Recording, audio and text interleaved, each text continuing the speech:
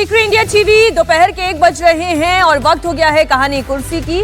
आपके साथ मैं हूं मीनाक्षी जोशी और साथ ही हमारे सभी मेहमान इस वक्त स्टूडियो में मौजूद हैं। वरिष्ठ पत्रकार हर्षवर्धन त्रिपाठी जी, विजय त्रिवेदी जी, समीर चौगावकर जी और साथ ही एयर कॉमोडोर एस बहल जी भी हमारे साथ मौजूद हैं। डिफेंस से जुड़ी हुई बहुत सारी खबरें कहानी कुर्सी की में शामिल रहती है और आज सबसे पहले बात भी पाकिस्तान की ही होने जा रही है। हिंदुस्तान का इस वक्त सबसे बड़ा और सबसे खतरनाक दुश्मन पाकिस्तान का फील्ड मार्शल आसिम मुनीर है। मुनीर ने जैसा बयान पहलगाम हमले से पहले दिया था हिंदुओं के खिलाफ नफरत का, ठीक वैसा ही बयान एक बार फिर उन्होंने दिया है। आसिम मुनीर ने कहा कि पाकिस्तान की लड़ाई हिंदू विचारधारा से है। मुनीर ने पाकिस्तान के मुसलमानों को एक होने के लिए कहा। आसिम मुनीर पाकिस्तानी फौज के कमांडर्स को संबोधित कर रहा था। आप एक तस्वीर और याद करिए, पहलगाम हमले से पहले भी आसिम मुनीर एक ऐसा ही बयान दे रहा था। कश्मीर को पाकिस्तान के गले की नस बता रहा था, वो शहरक बता रहा था। और उसके बाद अब आप इसे आसिम मुनीर कहिए, आप इसे मुल्ला मुनीर कहिए, क्योंकि धर्म से आगे देश की बात ये व्यक्ति कर नहीं पाता और फील्ड मार्शल बना बैठा हुआ है एक देश का। अब कितना कम्युनल दिमाग है और कितना कम्युनल एंगल है इसके हर कदम का, वो इससे भी पता चलता है। जंग की विचारधारा से एस बहल जी, ये ठीक है, फील्ड मार्शल है, जंग की बात करेंगे, जंग इन्हें रास आती है, लेकिन सीधे सीधे रास्ते से भी तो जंग नहीं करनी आती। और फिर एक बार वही कम्युनल बातें, वही कम्युनल एंगल। देखिए, बिल्कुल सही कह रहे हैं आप मीनाक्षी जी। अगर आप समय के पीछे जाएं, पहलगाम का जो इंसिडेंट हो रहा था उससे 4 या 5-6 दिन पहले उन्होंने नॉन रेजिडेंट पाकिस्तानीज को इस्लामाबाद में एड्रेस किया था। अब ये देखिए, नॉन रेजिडेंट पाकिस्तानीज यानी कि ये पॉलिटिकल एड्रेस था। एक मिलिट्री जनरल क्या पॉलिटिकल एड्रेस करते हैं? नॉर्मली किसी जगह पे नहीं करते। अच्छा, दूसरी चीज आती है, क्या बोला उन्होंने? 2 नेशन थ्योरी बताई, कैसे 2 नेशन थ्योरी आई थी और उसके बारे में हिंदू मुस्लिम्स के डिवाइड के बारे में बात की, कश्मीर को जुगुलर वेन बताया, यहां तक कहा कि हिंदू मुस्लिम कभी साथ नहीं रह सकते। इसका मतलब था कि कुछ ना कुछ वो मेजर करने जा रहे हैं और वही हुआ। हमारे इधर पहलगाम का हमला हुआ, हमने उसका जवाब दिया और ऐसा अहम जवाब जिसको झंझोड़ के रख दिया और 90 घंटे के अंदर पाकिस्तान ने अपने घुटने टेक दिए। अब देखिए, अब फिर वो क्या बात कर रहा है, फिर वापस उसी में आ गया है, हिंदू मुस्लिम डिवाइड। उसको ये हिंदू मुस्लिम डिवाइड करने की जरूरत क्या है? वो तो एक आर्मी का फील्ड मार्शल, एक आर्मी का जनरल है। दूसरी चीज आ जाती है उसके अंदर, बहुत ही महत्वपूर्ण जो आती है, वो ये है कि पाकिस्तान का क्या वजूद है। 78 साल पहले ही तो पाकिस्तान बना था, कई सैकड़ों हजारों साल पहले बना था भारत। आपको मोहनजोदारो की जो दूसरी एंशिएंट सिविलाइजेशन है वो कहां थी? भारत के अंदर थी। भारत तो तब एग्जिस्ट करता था कई हजार साल पहले, लेकिन पाकिस्तान तो भी सिर्फ 78 साल पहले ही बना है। और दूसरी चीज क्या आती है, पाकिस्तान आर्मी और का थ्रेट क्या है? वो थ्रेट कोई भी नहीं, क्योंकि भारत तो उनको हमला नहीं करना चाहता, वो भारत को थ्रेट दिखाना चाहता है, इसलिए कश्मीर जुगुलर वेन बन जाता है उनका। और पाकिस्तान इसमें जी। 2 चीजें मैं कहना चाहता हूं। कश्मीर अगर उनका जुगुलर वेन है और हिंदू मुस्लिम के अंदर फर्क है, तो वो ये दिखाना चाहता है कि कन्वेंशनली तो हम उनको हरा नहीं सकते, तो हमें क्या करना पड़ेगा? हम आतंकवाद का सहारा लेके, आतंकियों का सहारा लेके भारत के ऊपर उनको लड़वाएंगे। लेकिन यहां पे जो बड़ी अहम चीज आ जाती है वो एक ही आती है कि आतंकियों का तो आप साथ ले लेंगे, अपनी रेलेवेंस, अपने आर्म्ड फोर्सेस की रेलेवेंस को बना लेंगे पाकिस्तानियों के साथ, पर क्या होगा जब भारत ऑपरेशन दूर दोबारा से करेगा? आपने कोई ऐसी हरकत की तो नहीं। लेकिन पाकिस्तान के मुसलमानों, एक हो जाओ। हमेशा मुनीर एक ही डर अपनी आवाम को दिखाता है। एक डर प्रधानमंत्री नरेंद्र मोदी का, दूसरा डर आरएसएस का, तीसरा डर हिंदुत्व का, और इसी के नाम पर मुसलमानों को एकजुट होने की बात करता है। हर्षवर्धन जी, मुनीर के पास इसके अलावा और कुछ है नहीं। देखिए, मैं बार बार कह रहा हूं और उसे अब और ज्यादा मजबूती से कह रहा हूं, मुनीर हर हाल में तख्ता पलट करना चाहता है। जिस तरह की बयानबाजी नेता लोग देते हैं उस पर वो आ गया है, उस अंदाज पर वो काम कर रहा है। इसको आप समझिए, क्योंकि ऐसा नहीं होता है कि अचानक कोई चीज घटित हो जाती है। परवेज मुशर्रफ का भी अंदाज लगभग ऐसा ही हो गया था जब उन्होंने तख्ता पलट किया था। यहां बस थोड़ा सा फर्क यह है कि नवाज शरीफ को समझ में आ गया था, कुछ कोशिश भी उन्होंने की। शहबाज शरीफ कह रहे हैं नहीं नहीं भाई, कह रहे हैं कि अरे वो हमारा तख्ता पलट नहीं करेगा, हमसे नहीं हमको हटाएगा। तो इसका मतलब क्या हुआ? इसका मतलब यही हुआ कि असीम मुनीर अपनी भूमिका अब वहां एक पॉलिटिकल, जो कहते हैं आप डिक्टेटर कह लीजिए या डिफेंस पर्सनल कह लीजिए, जिस तरह से भी कहें, उसके तौर पर अब देखने लगा है। अब अगर वो देख रहा है तो जो फोर्सेज पाकिस्तान को चलाती हैं, आप आईएसआई कह लीजिए या आप सेना कह लीजिए, लेकिन पाकिस्तान को ये फोर्सेज नहीं चलाती हैं। पाकिस्तान को रेडिकल कट्टर इस्लामिक फोर्सेज चलाती हैं, जिनको हम कभी कभी सुनते हैं कि वो खड़े होकर कहते हैं कि देखिए हम तो अल्लाह के रास्ते पर हैं, हम तो एकदम से सब अपनी जान दे रहे हैं, सब कुछ कर रहे हैं, हमारा कोई क्या कर लेगा। वो लोग चलाते हैं पाकिस्तान को। अब उनकी जो इच्छा है, उनकी जो भाषा है, वो मुनीर बोल रहा है। तो मुझे लगता है इसमें कोई बहुत कंफ्यूजन नहीं होना चाहिए। क्या इससे भारत के ऊपर कोई फर्क है? भारत को निश्चित तौर पर जिसको हम बार बार कहते हैं कि फ्रिंज एलिमेंट या दूसरे और फ्रंट जो होते हैं या आतंकवादियों के हमले के जरिए, उसके लिए जरूर तैयार रहना चाहिए। वो एक बड़ा खतरा है, बड़ी चेतावनी तो वो तो पहले से भी थी, लेकिन ये पूरी तरह से आसिम मुनीर के जो स्टेटमेंट्स हैं वो विद इन पाकिस्तान अपनी पोजीशन स्ट्रेंथन करने की कोशिश है। आप जो बात कह रहे हैं उसी से जुड़ी हुई हमारी अगली खबर भी है। पाकिस्तान में जो भी आर्मी चीफ ताकतवर होता है वो तख्ता पलट की ही सोचता है। शहबाज शरीफ ये जानते हुए भी आसिम मुनीर को पुचकारने में कोई कसर नहीं छोड़ रहे हैं। अब यही आसिम मुनीर गले की फांस बनता जा रहा है। टेररिस्तान में खबरें जोर शोर से चल रही हैं कि फील्ड मार्शल बनने के बाद मुनीर राष्ट्रपति बनने का सपना देख रहा है। पाक हुकूमत इस खबर से सन्नाटे में है और बार बार सफाई पेश कर रही है। इसी बीच पाकिस्तान के प्रधानमंत्री शहबाज शरीफ का भी एक बयान सामने आया। तख्ता पलट की खबरों के बीच पाकिस्तान की हुकूमत में जो हड़कंप है, वहां के प्रधानमंत्री शहबाज शरीफ ने कहा कि मुनीर की राजनीतिक महत्वाकांक्षा नहीं है। अभी जो बात हमारे साथ जुड़े हुए हैं हर्षवर्धन त्रिपाठी जी, पत्रकार हैं, आप खुद बता रहे हैं कि वहां जो है आंखें खोलना नहीं चाह रहे या आंखें बंद करके जो हो रहा है वो सब कुछ इग्नोर कर देना चाह रहे हैं, क्योंकि आसिम मुनीर को वो डिफेंड तो वैसे ही कर रहे हैं। वो ये कह रहे हैं कि आसिम मुनीर राष्ट्रपति नहीं बनना चाहते, मुनीर से मेरा और जरदारी का रिश्ता विश्वास का है। अब देखिए कितना विश्वास कायम रहा है विजय जी, पाकिस्तान जैसे मुल्क में कितना विश्वास पे कायम रहा है आर्मी चीफ, और किसने तख्ता पलट नहीं किया है ये तो पूरी दुनिया जानती है। बिल्कुल ठीक बात है। और पाकिस्तान में जब भी, आपने बहुत ठीक से कहा कि जब जो भी पाकिस्तान का आर्मी चीफ है वो ताकतवर हो जाता है, ये समझने लगता है, तो वो तख्ता पलट की कोशिश करता है। और जो मुनीर साहब की जिस तरह से ताकत और इच्छाएं बढ़ी हैं, वो अब उसको वहाँ ले ही जा रही है। हमने पहले भी इस पर चर्चा की। शहबाज शरीफ साहब उनको डिफेंड नहीं कर रहे मुनीर साहब को, वो खुद को डिफेंड कर रहे हैं कि राष्ट्रपति भी बने तो मेरी कुर्सी को बनाए रखो, आपको जो करना है कर लो, मैं कुछ शांति से आपके साथ हूँ, मुझे जेल मत भेजना। समझे? तो वो अपने को डिफेंड करने की एक्सरसाइज में लगे हुए हैं।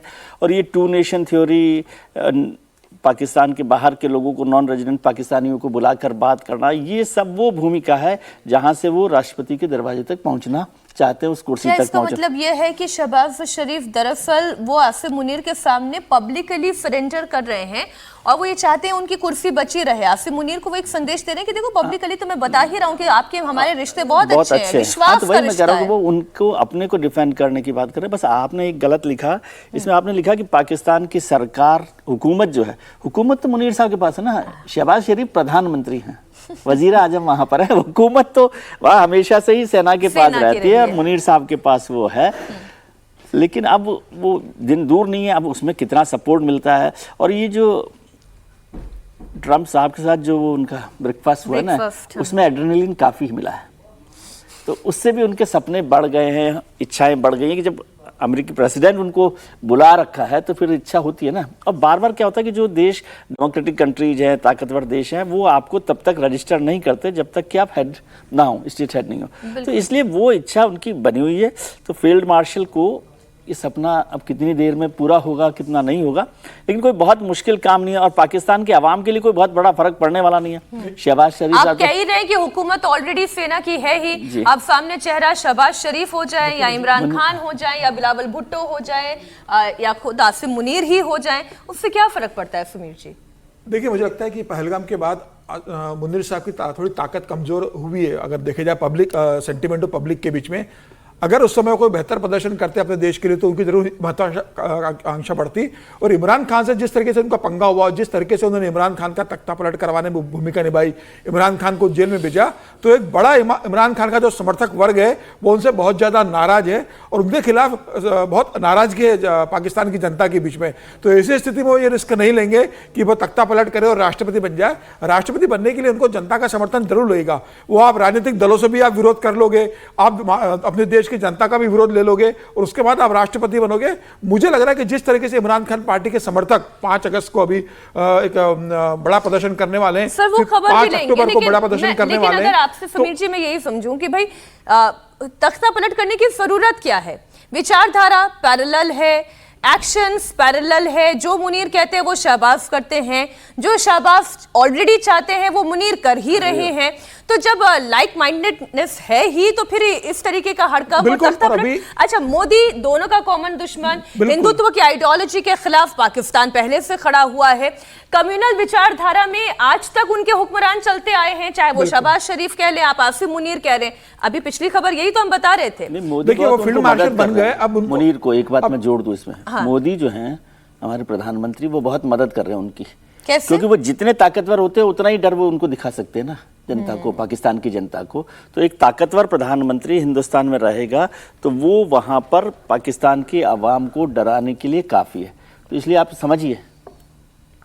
इसमें 1-2 चीजें मैं कहना चाहूंगा। सबसे पहले कि जब भी पाकिस्तान के अंदर रूमर्स आए हैं तो हमेशा तख्ता पलट हुआ है। आज तक कोई भी ऐसी पार्टी पाकिस्तान के अंदर नहीं रूल करी जिसने अपने पूरे 5 साल कंप्लीट किए हों। तीसरी चीज है, आप जनरल अयूब का एग्जाम्पल देखिए, जनरल मुशर्रफ का देखिए, जनरल जिया का देखिए, किसी का भी देखिए, ये सब उसके साथ रिलेट करते हैं।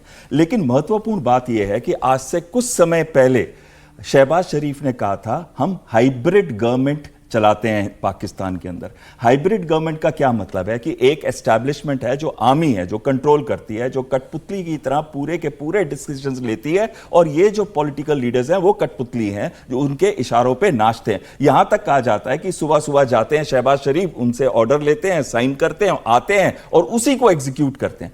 अब जब प्रॉब्लम अगर कोई भी होगी, अगर हाइब्रिड गवर्नमेंट चल रही है, अकाउंटेबिलिटी है नहीं कहीं पे भी इसके जनरल मुनीर के पास या फिर फील्ड मार्शल मुनीर के पास, इससे अच्छी और क्या सिचुएशन हो सकती है? उन्हें तो कभी भी तख्ता पलट करने की जरूरत पड़ेगी ही नहीं जब तक कि सारी पावर के जो सिंबल्स है उसके ऊपर उनका कंट्रोल है, चाहे वो मीडिया है, चाहे वो नहीं। लेकिन एक बात जो हर्षवर्धन जी ने कही थी मुझे वो याद आ रही है कि कहलाएंगे तो तब भी आप फील्ड मार्शल ही ना, आप जाके ब्रेकफास्ट कर सकते हैं, डिनर कर सकते हैं राष्ट्रों के साथ, जो है ना वो नहीं रहती। वो देखिए, आप राष्ट्राध्यक्ष के साथ राष्ट्राध्यक्ष की ही मुलाकात होगी। जितने बड़े सम्मेलन होंगे वहां पर राष्ट्राध्यक्ष ही जाएंगे, फिर वहां पर फील्ड मार्शल के वैल्यू नहीं है। ऐसा ही बात नहीं है। जब कहीं पे भी जो इंपॉर्टेंट मीटिंग होती है विश्व की, जैसे ट्रंप ने इनको बुलाया, जब भी पाकिस्तान का रेलेवेंस आता है तब पाकिस्तान की नीड आती है। जब भी नीड आती है उनको पता है कि आर्मी के साथ बात करनी है, चाहे वो क्रिप्टो करेंसी लानी है पाकिस्तान के अंदर, उसको सेंटर बनाना है साउथ एशिया का, या फिर अगर ईरान के अगेंस्ट एक्शन लेने के लिए एयर स्पेस और लैंड की कोई जरूरत पड़ेगी, एयर बेसेस की, या फिर कोई भी महत्वपूर्ण डिसीजन लेना है तो पाकिस्तान आर्मी के चीफ के साथ लिया जाता है या उनके फील्ड मार्शल मुनीर के साथ लिया जाता है। अभी टर्की के फॉरेन मिनिस्टर आए थे। मुझे बताइए, टर्की के फॉरेन मिनिस्टर का पाकिस्तान के आर्मी और एयरफोर्स के एलिमेंट से मिलने का क्या मतलब है? लेकिन फिर भी मिलते हैं। जब भी चीन जाते हैं तब भी मुनीर साथ में होता है। और मैं ये कहना चाहता हूं कि कहीं ना कहीं मुनीर की स्थिति बहुत ही बेहतर है। मुझे नहीं लगता कि जल्दी से कोई भी तख्ता पलट होगा। अगर हुआ तो वो इस वजह से होगा कि अराजकता बढ़ जाती है पूरे देश के अंदर, और साथ में खासकर अगर पार्टी, इमरान खान की पार्टी पीटीआई सड़कों पे उतर जाती है, एक अलग किस्सा होगा। उस समय यस, ये हो सकता है तख्ता पलट, आज नहीं होगा। ठीक, समीर जी मैं आपके पास आऊं क्योंकि आपने भी इमरान खान का जिक्र किया, अभी बहल साहब भी कर रहे हैं, तो इमरान खान से जुड़ी हुई खबर एक बार दर्शकों को बता देते हैं। पाकिस्तान में इमरान खान के नाम पर एक बार फिर से गृह युद्ध की आग लगने वाली है, ऐसी परिस्थिति पैदा हो रही है। इमरान खान की पार्टी पीटीआई ने 5 अगस्त से इमरान खान की फ्री मूवमेंट शुरू करने का ऐलान किया है। यानी इमरान खान फ्री मूवमेंट, उन्हें बाहर निकाला जाए, उन्हें आजाद किया जाए। 5 अगस्त को ही इमरान खान खान को जेल में 2 साल पूरे हो रहे हैं। इमरान खान के 2 बेटे विदेश से पाकिस्तान आ रहे हैं, जिससे पाकिस्तान में घमासान और तेज हो गया है। शहबाज शरीफ की पार्टी ने यह साफ कर दिया है कि अगर इमरान के बेटे किसी भी तरह के हिंसक प्रदर्शन में शामिल होते हैं तो फिर उनके खिलाफ कार्रवाई की जाएगी। इधर पीटीआई के लीडर्स पूरे एक्शन मोड में हैं। लाहौर में इमरान की पार्टी के सीनियर लीडर्स ने एक मीटिंग की और प्रदर्शन की स्ट्रैटेजी को लेकर बातचीत हुई। इससे पहले इस्लामाबाद में भी पीटीआई के नेता मीटिंग कर चुके हैं। तो क्या जैसी हिंसा मई 2023 में इमरान खान की गिरफ्तारी के बाद हुई थी, फिर से वैसी परिस्थिति पाकिस्तान में पैदा हो सकती है? उस समय पीटीआई के कार्यकर्ता और इमरान खान के समर्थकों ने पाकिस्तानी फौज के कमांडर्स के घरों को भी निशाना बनाया था। लेकिन अभी मौजूदा स्थिति यह है समीर जी, इमरान खान जेल में है, उनके दोनों बेटे विदेश से वापस पाकिस्तान लौट रहे हैं और बहुत कुछ होने जा रहा है पाकिस्तान में। देखिए, ये पाकिस्तान में इमरान खान की पार्टी ज़रूर एक आंदोलन शुरू करने की कोशिश कर रही है, लेकिन मुझे लगता है कि अब उस आंदोलन में वैसी धार नहीं रहेगी जैसे जब इमरान खान को गिरफ्तार किया गया था। उसके बाद सेना ने पूरा कंट्रोल कर लिया और जो इमरान खान के जो बड़े नेता थे, जो जनता के बीच भी लोकप्रिय थे, सब भ्रष्ट करप्शन में शामिल थे। और मुझे लगता है कि सेना ने बता दिया है कि भाई इमरान खान तो भ्रष्टाचार के आरोप में जेल में है, अगर आप ज़्यादा आंदोलन करेंगे तो आपका भी वही यश होगा जो इमरान खान का होगा। और जमीनी स्तर पर कार्यकर्ताओं को, आम जनता का कितना समर्थन मिलता है, ये देखने वाली बात होगी। मुझे फिलहाल इसकी संभावना कम नजर आ रही है, क्योंकि आसिफ मुनीर ने जिस तरीके से पूरी पाकिस्तान के अंदर कंट्रोल करके रखा और जिस तरीके से इमरान खान के तमाम चुने हुए नेताओं को उन्होंने साइडलाइन कर दिया या एकदम शांत कर दिया है, तो ऐसी स्थिति में बहुत मुश्किल होगा कि वो इमरान खान की पार्टी कोई बड़ा आंदोलन खड़ा कर सके। हाँ, छिटपुट आंदोलन जरूर शुरू होगा। अगर जनता का समर्थन इन्हें मिलता है, अगर पाकिस्तानी अवाम इन्हें समर्थन देती है, तो निश्चित रूप से पाकिस्तान की शहबाज सरकार के लिए और सेना प्रमुख के लिए एक बड़ी चुनौती होगी। अभी देखना होगा कि आंदोलन का रूप कितना होता है। क्या आंदोलन शुरू होने के पहले सभी लोगों को गिरफ्तार कर लिया जाता है, या पाकिस्तान की इमरान खान की पार्टी और सेना के बीच में कोई किसी तरह का समझौता होता है और आंदोलन आने वाले समय के लिए स्थगित कर दिया जाता है।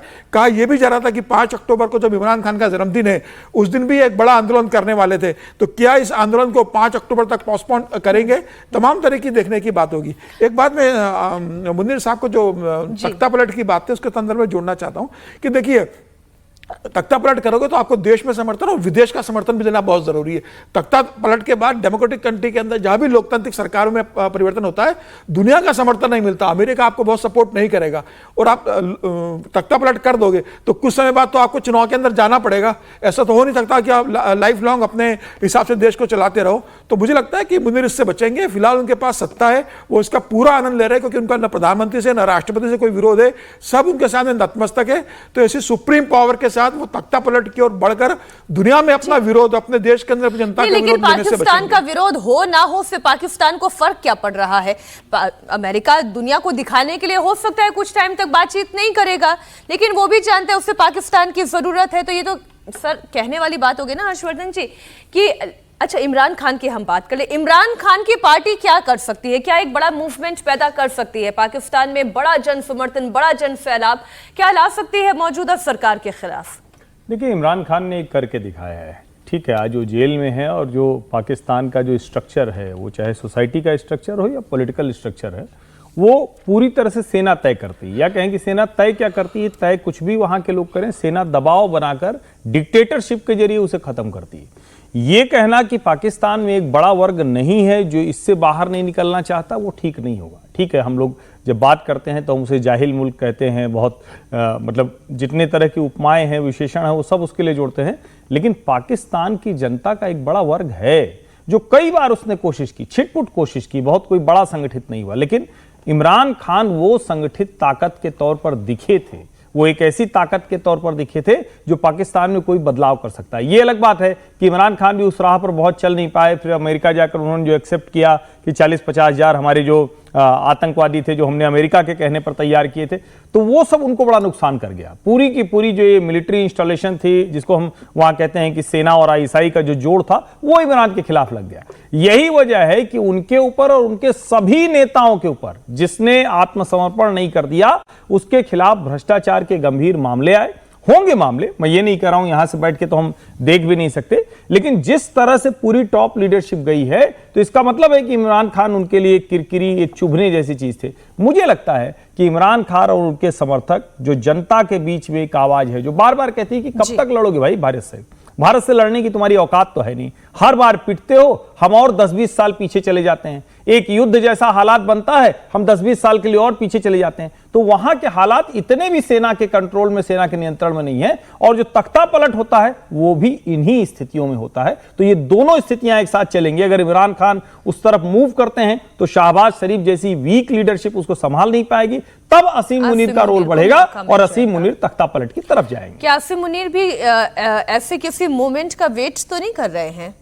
उनको मदद जरूर करेगा, वेट कर रहे हैं कि नहीं कर रहे। और 5 अगस्त को इमरान खान इस समय देश के, पाकिस्तान के सबसे पॉपुलर लोगों में से हैं, कोई शक नहीं है ना। मतलब वो लीडर हैं, चाहे वो जेल में है नहीं है, और उनके कार्यकर्ता भी हैं, उनके समर्थक भी हैं, और जो लोग अभी भ्रष्टाचार के मामले में दबे हुए हैं, जब लीडर के लिए कोई बात होती है, एक मूवमेंट खड़ा करना होता है, तो बहुत सारे लोग बाहर निकल कर भी आते हैं। और पाकिस्तानी मीडिया में भी बहुत सारे लोग हैं जो इस सरकार के खिलाफ बोलने की हिम्मत रखते हैं, बोलते भी हैं। तो वो जब, लेकिन कई बार मौका नहीं होता ना। अब यदि इमरान खान के समर्थन में बहुत सारे लोग आ जाते हैं और 5 अगस्त को कोई बड़ा मूवमेंट शुरू होता है, तो वो एक तख्ता पलट की तरफ, या इसका पहला स्टेप, जैसे बहल साहब ने कहा कि अराजकता वहां पर हो जाएगी, क्योंकि उस प्रदर्शन में कुछ बहुत बड़ा घटनाक्रम हो गया, कुछ हुआ, हजारों लोग, लाखों लोग बाहर आ गए, तोड़फोड़ हो गई, ये सब हो गया, तो वो उनको मदद करेगा। उनके बेटे भी जो आ रहे हैं, स्पॉटलाइट में आने की कोशिश, स्पॉटलाइट में आने की कोशिश आप कह रहे हैं, उससे भी एनर्जी मिलती है ना पूरे मूवमेंट को। हो सकता है कि उनको वो कहे कि आपको रोक लिया, एयरपोर्ट पर रोक लिया या हाउस अरेस्ट कर दिया, वो सब हो सकता है, लेकिन उससे भी, चाहे वो उनको रोक लें या एयरपोर्ट पर कर लें, उससे कार्यकर्ताओं का मनोबल बढ़ता ही है। वो एक ताकत देता है उस मूवमेंट को बढ़ाने के लिए। और जाहिर तौर पर अब इमरान खान के, वो निकलेंगे कि नहीं निकलेंगे, लेकिन उनके लिए एक सड़क पर पाकिस्तान में लोग दिखाई देंगे आपको। हालांकि इसमें एक ज़रूरी बात है, देखिए हम उनके दोनों बेटों की बड़ी बात कर रहे हैं, लेकिन आमतौर पर ऐसे लोग कोई बहुत कारगर सिद्ध होते नहीं। वो जीवन उनका लंदन में बीता है, वो जेमाइमा के बेटे हैं, उनका जो पूरा जो कहें कि शानो शौकत, सुख सुविधा का चरम उनके साथ रहा है। लेकिन कई बार हमने ये भी देखा है कि ऐसे में से कोई, जिसको कहते हैं झटका लगा, कोई उनके ऊपर चोट पहुंची, उसमें वो तैयार हो जाते हैं। तो क्या वो तैयार हो पाएंगे? नहीं सर, आपसे मेरा मतभेद है सर। बिलावल के नाम पर नहीं, तैयार मतलब खड़े हैं ना वो। अब तैयार होने का तो हमारा अपना अलग अलग पैरामीटर होता है, लेकिन वो उस पार्टी को लीड कर रहे हैं। तो मेरा ये मानना है कि अभी तो इस स्थिति में इमरान के बेटे हैं नहीं, कोई ऐसी उनकी स्थिति नहीं। अब तक का उनका जो रहा है वो एक नॉर्मल लाइफ जी रहे थे। अब वो यहाँ आएंगे तो क्या किसी तरह का झटका, किसी तरह का जेल, किसी तरह का शासन के द्वारा दमन, और उसके बाद वो लीडरशिप के तौर पर तैयार होंगे, ये मुझे लगता है देखने की बात है। पाकिस्तान में इमरान खान के पार्टी, देखिए अमेरिका का सारा रोल हमेशा से शुरू से रहा है। अमेरिका पीछे से, अब देखिए सबसे बड़ी बात पाकिस्तान के अंदर प्रॉब्लम क्या है कि वो चीन के पास जाएं कि अमेरिका के पास जाएं। अभी तो वो दोनों बोट्स पे खड़े हैं और दोनों बोट पे जा रहे हैं। और अमेरिका के साथ ही रिश्ते जब बुरे हुए थे इमरान खान के, अगर आपको पिछले इलेक्शन से पहले की बात कहें, तो उस समय अमेरिका को उन्होंने एक्यूज किया था कि यहां पे वो तोड़ने वाले हैं, हमारी गवर्नमेंट को वो तोड़ने वाले हैं। और अमेरिका ने पहले पाकिस्तान आर्मी के साथ अपने रिश्ते बना के उनके द्वारा ये काम करवाया था। तो कहीं ना कहीं पाकिस्तान का वजूद जो है वो अमेरिका और चीन की वजह से है। इस समय बैलेंस चल रहा है कि वो चीन की तरफ जाए या अमेरिका की तरफ। कोई भी मेजर पॉलिटिकल इवेंट जो पाकिस्तान के अंदर होती है, उसमें वो चीन और अमेरिका, ये दोनों अपना अपना रोल अदा करना चाहते हैं। नहीं, इसमें जो पाकिस्तानी डायस्पोरा है, मैं उसके रिलेटिव खबर भी देख रही थी। समीर जी, पाकिस्तानी डायस्पोरा भी जो है वो इमरान खान के समर्थन में ज्यादा दिखाई देता है। निश्चित रूप से अब इमरान खान का एक समर्थन वर्ग भी तैयार है और एक सेंटिमेंट भी जुड़ रहा है कि भाई इतने लंबे समय से एक नेता को आपने अंदर बंद करके रखा हुआ है, उनकी वाइफ को आपने बंद कर दिया, उनके पार्टी के तमाम कार्यकर्ताओं को आपने बंद करके रखा हुआ है। तो निश्चित रूप से इमरान खान के प्रति एक सिंपैथी वहाँ पाकिस्तान के अंदर उत्पन्न हुई। लेकिन उनके बेटों के बारे में मैं कहना चाहूँगा कि भाई उनके बेटे को क्या इमरान खान की पार्टी के जो नेता है वो स्वीकार करेंगे? उन्हें तो इस बात का डर रहेगा कि अगर बेटा आएंगे तो फिर बेटा पार्टी को हाईजैक करेंगे, क्या बेटे पार्टी को पाकिस्तान में रहकर चलाने वाले हैं? तो एक्सेप्ट जनता से उनका कटा हुआ है, वो बाहर रह के पढ़े लिखे हैं, पाकिस्तान में आकर जनता को कितना अपने पिता के लिए तैयार कर पाते हैं, यह देखने वाली बात होगी।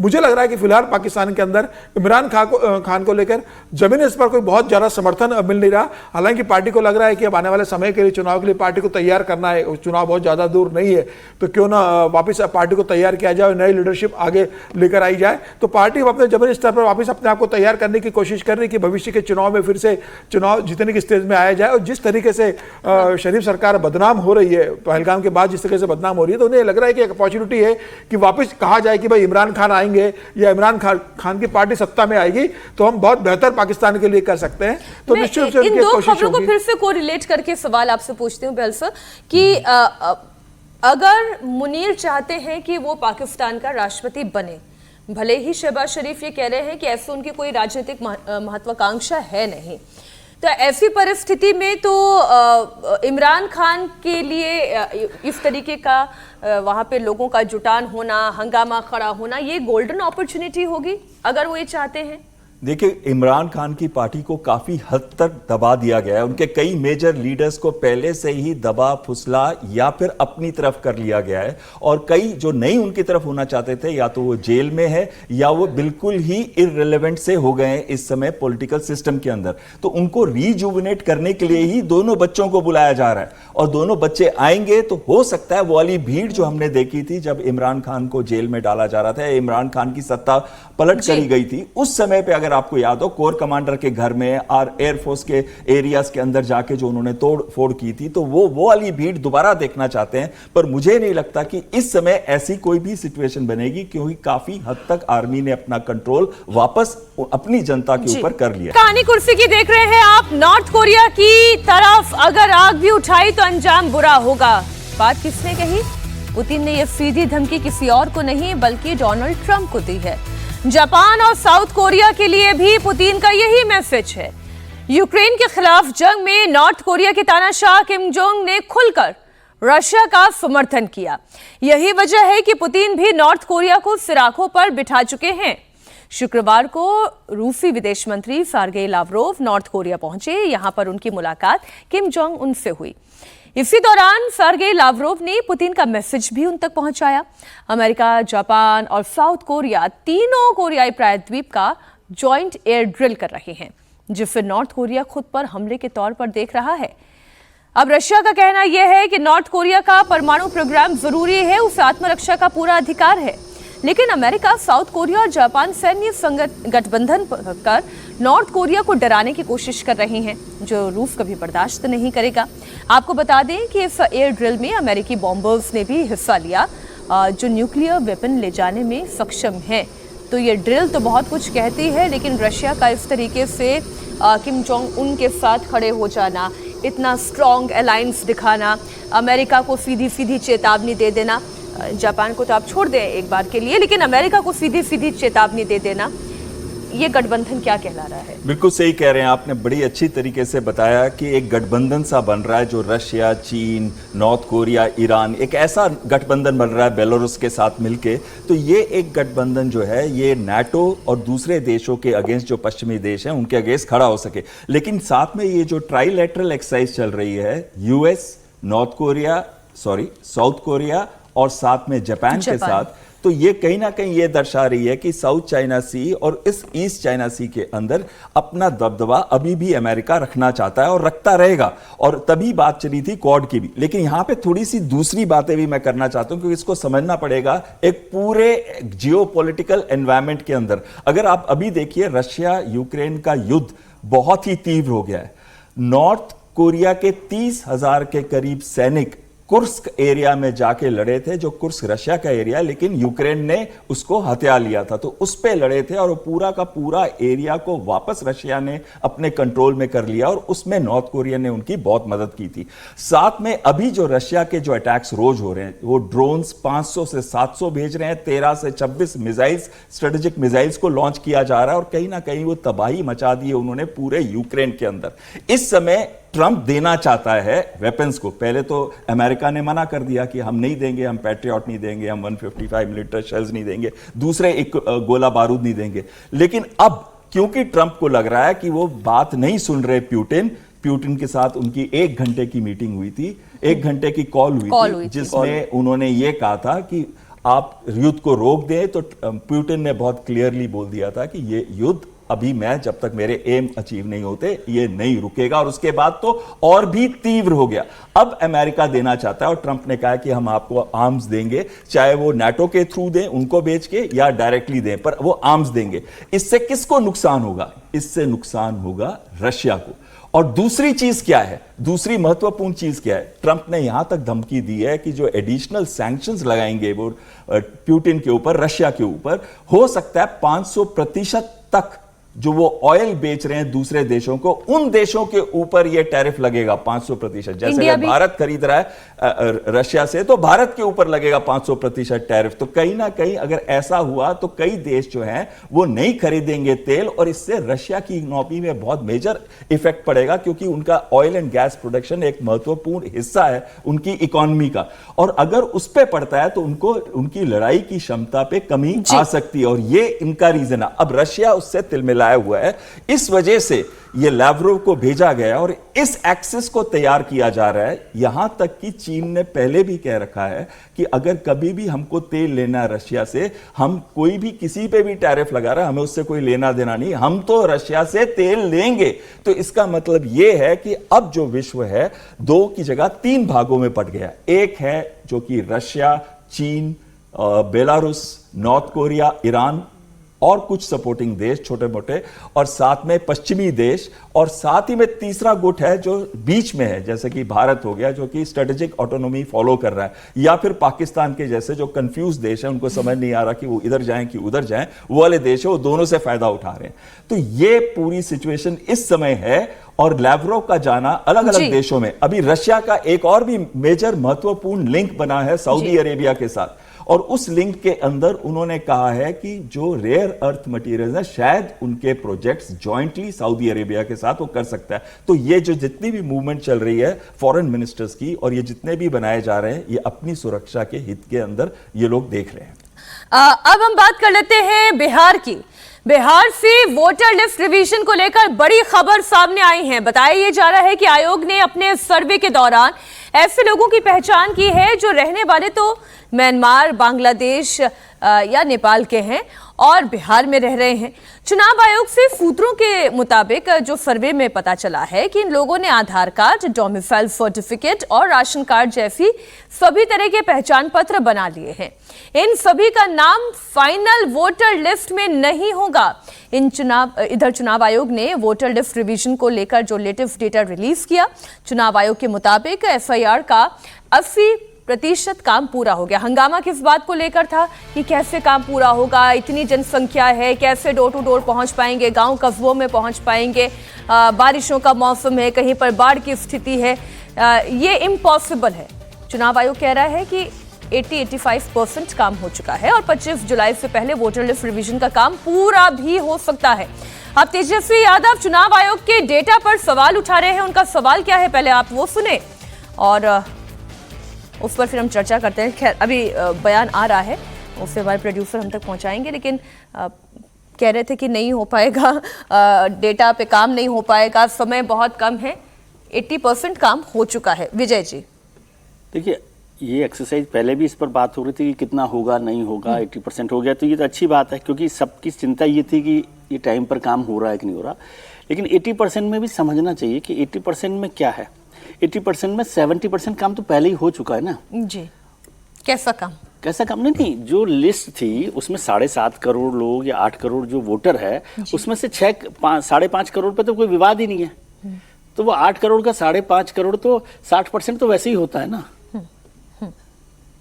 आप इसको समझिए, फिगर्स को कैसे ट्विस्ट किया जाता है। असली काम है कि वो जो 3 करोड़ लोग हैं, हाँ, जिनको लेकर झगड़ा है, जिनको लेकर विवाद है, उस पर कितना काम चुनाव आयोग ने किया है और वो लिस्ट कितनी पूरी हुई है।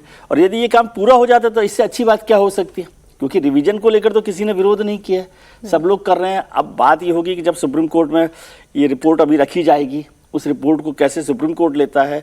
और जैसे आपने जिक्र किया कि म्यांमार, बांग्लादेश, तो असली झगड़ा वहीं आएगा ना यदि आपने डिलीशन किया, क्योंकि इलेक्शन कमीशन ने पहले क्या कहा था कि हम डिलीशन नहीं करें, डुप्लीकेशन पर रोक लगा रहे हैं। तो डिलीशन करेंगे तो फिर ये पॉलिटिकल पार्टी। चुनाव आयोग ने एक ये बयान भी तो दिया था कि भाई जो भारत का नागरिक होगा वही वोट करने का अधिकारी होगा। ठीक है, लेकिन अब जैसे आपने कहा कि उनके पास राशन कार्ड भी है, डोमिसाइल भी है, वोटर आईडी कार्ड भी है, आधार कार्ड भी है, तो फिर कैसे आप उनके डिसाइड करेंगे सिटीजनशिप?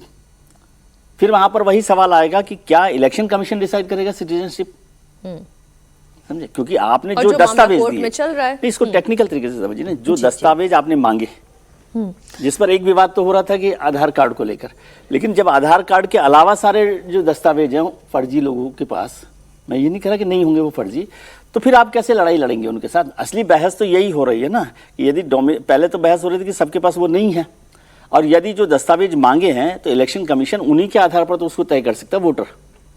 और जो विपक्ष भी कह रहा है कि भाई चुनाव आयोग के पास ये अधिकार कब से आ गया कि वो सिटीजनशिप तय करे। और अच्छा, ये तो सुप्रीम कोर्ट ने भी कहा, पॉलिटिकल पार्टी ने नहीं, सुप्रीम कोर्ट ने भी इस बात पर जोर दिया कि ये काम इलेक्शन कमीशन का नहीं है। अच्छा, तेजस्वी यादव का बयान आ चुका है। तेजस्वी यादव का बयान एक बार आप सुन लें, उस पर चर्चा और बढ़ाएंगे। आयोग ने दावा किया है कि 80.11% मतदाताओं की गणना प्रपत्र भर दिए हैं, लेकिन ये नहीं बताया गया कि इनमें से कितने प्रपत्र सत्यापित, स्वैच्छिक और वैध तरीके से भरे गए। अभी तक इसकी कोई क्लैरिटी जो है नहीं दी गई। फील्ड से लगातार ये सूचना हम लोगों को मिल रही है कि बिना मतदाता की जानकारी और सहमति से बीएलओ द्वारा फर्जी अंगूठा या हस्ताक्षर लगाकर प्रपत्र जो है उसको डाउनलोड जो है, अपलोड जो है वो किया जा रहा है। आंकड़े मात्र अपलोडिंग को दर्शाते हैं, जबकि आयोग ने प्रामाणिकता, सहमति और वैधता की कोई गारंटी नहीं दी है। आयोग का 80% मतदाताओं द्वारा गणना प्रपत्र भरने का दावा जमीनी हकीकत से पूरी तरीके से विपरीत है।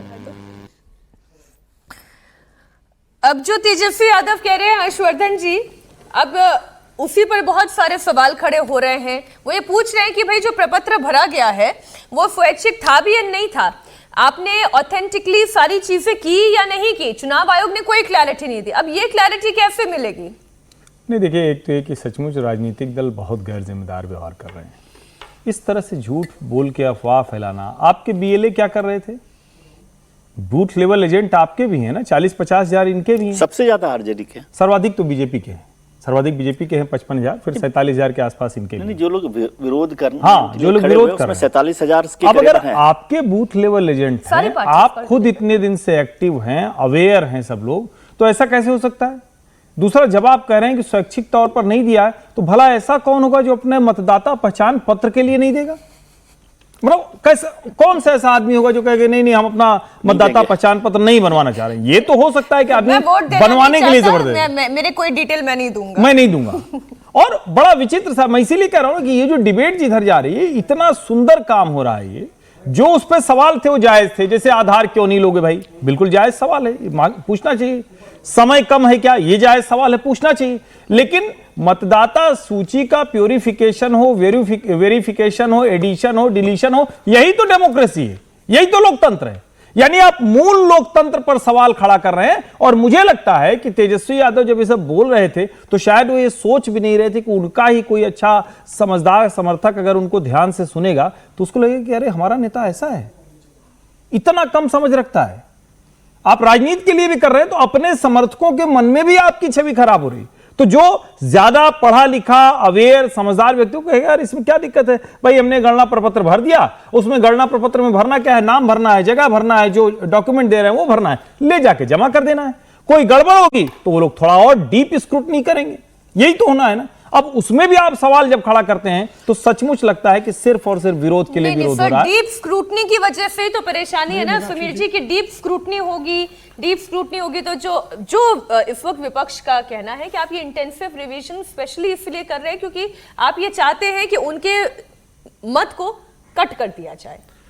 देखिए, सार्वजनिक रूप से अगर विपक्ष यह कह रहा है, लेकिन कल तो महागठबंधन की बैठक हुई थी टिकट डिस्ट्रीब्यूशन को लेके, उस बैठक में क्या तय हुआ है? उस बैठक में यह भी तय हुआ है कि जो 6 दल है महागठबंधन के अंदर, ये 14 जुलाई से अपने सारा जिला अध्यक्षों के साथ बैठक करेंगे और यह सुनिश्चित करेंगे कि उनका जो वोटर है एक भी मतदान से कटे ना। और कल तो आरजेडी का बयान आया, उनके प्रवक्ता ने बयान दिया है कि बैठक में इस पर चर्चा हुई और हम तैयार हैं कि हमारा एक भी वोटर लिस्ट से कटेगा नहीं। हमने व्यवस्था अपने जिलाध्यक्ष के माध्यम से, अपने बूथ लेवल एजेंट के माध्यम से, और 15% बूथ लेवल एजेंट बूथों पर राष्ट्रीय जनता दल ने, कांग्रेस ने, माले ने और दूसरे दलों ने बढ़ा दिए हैं।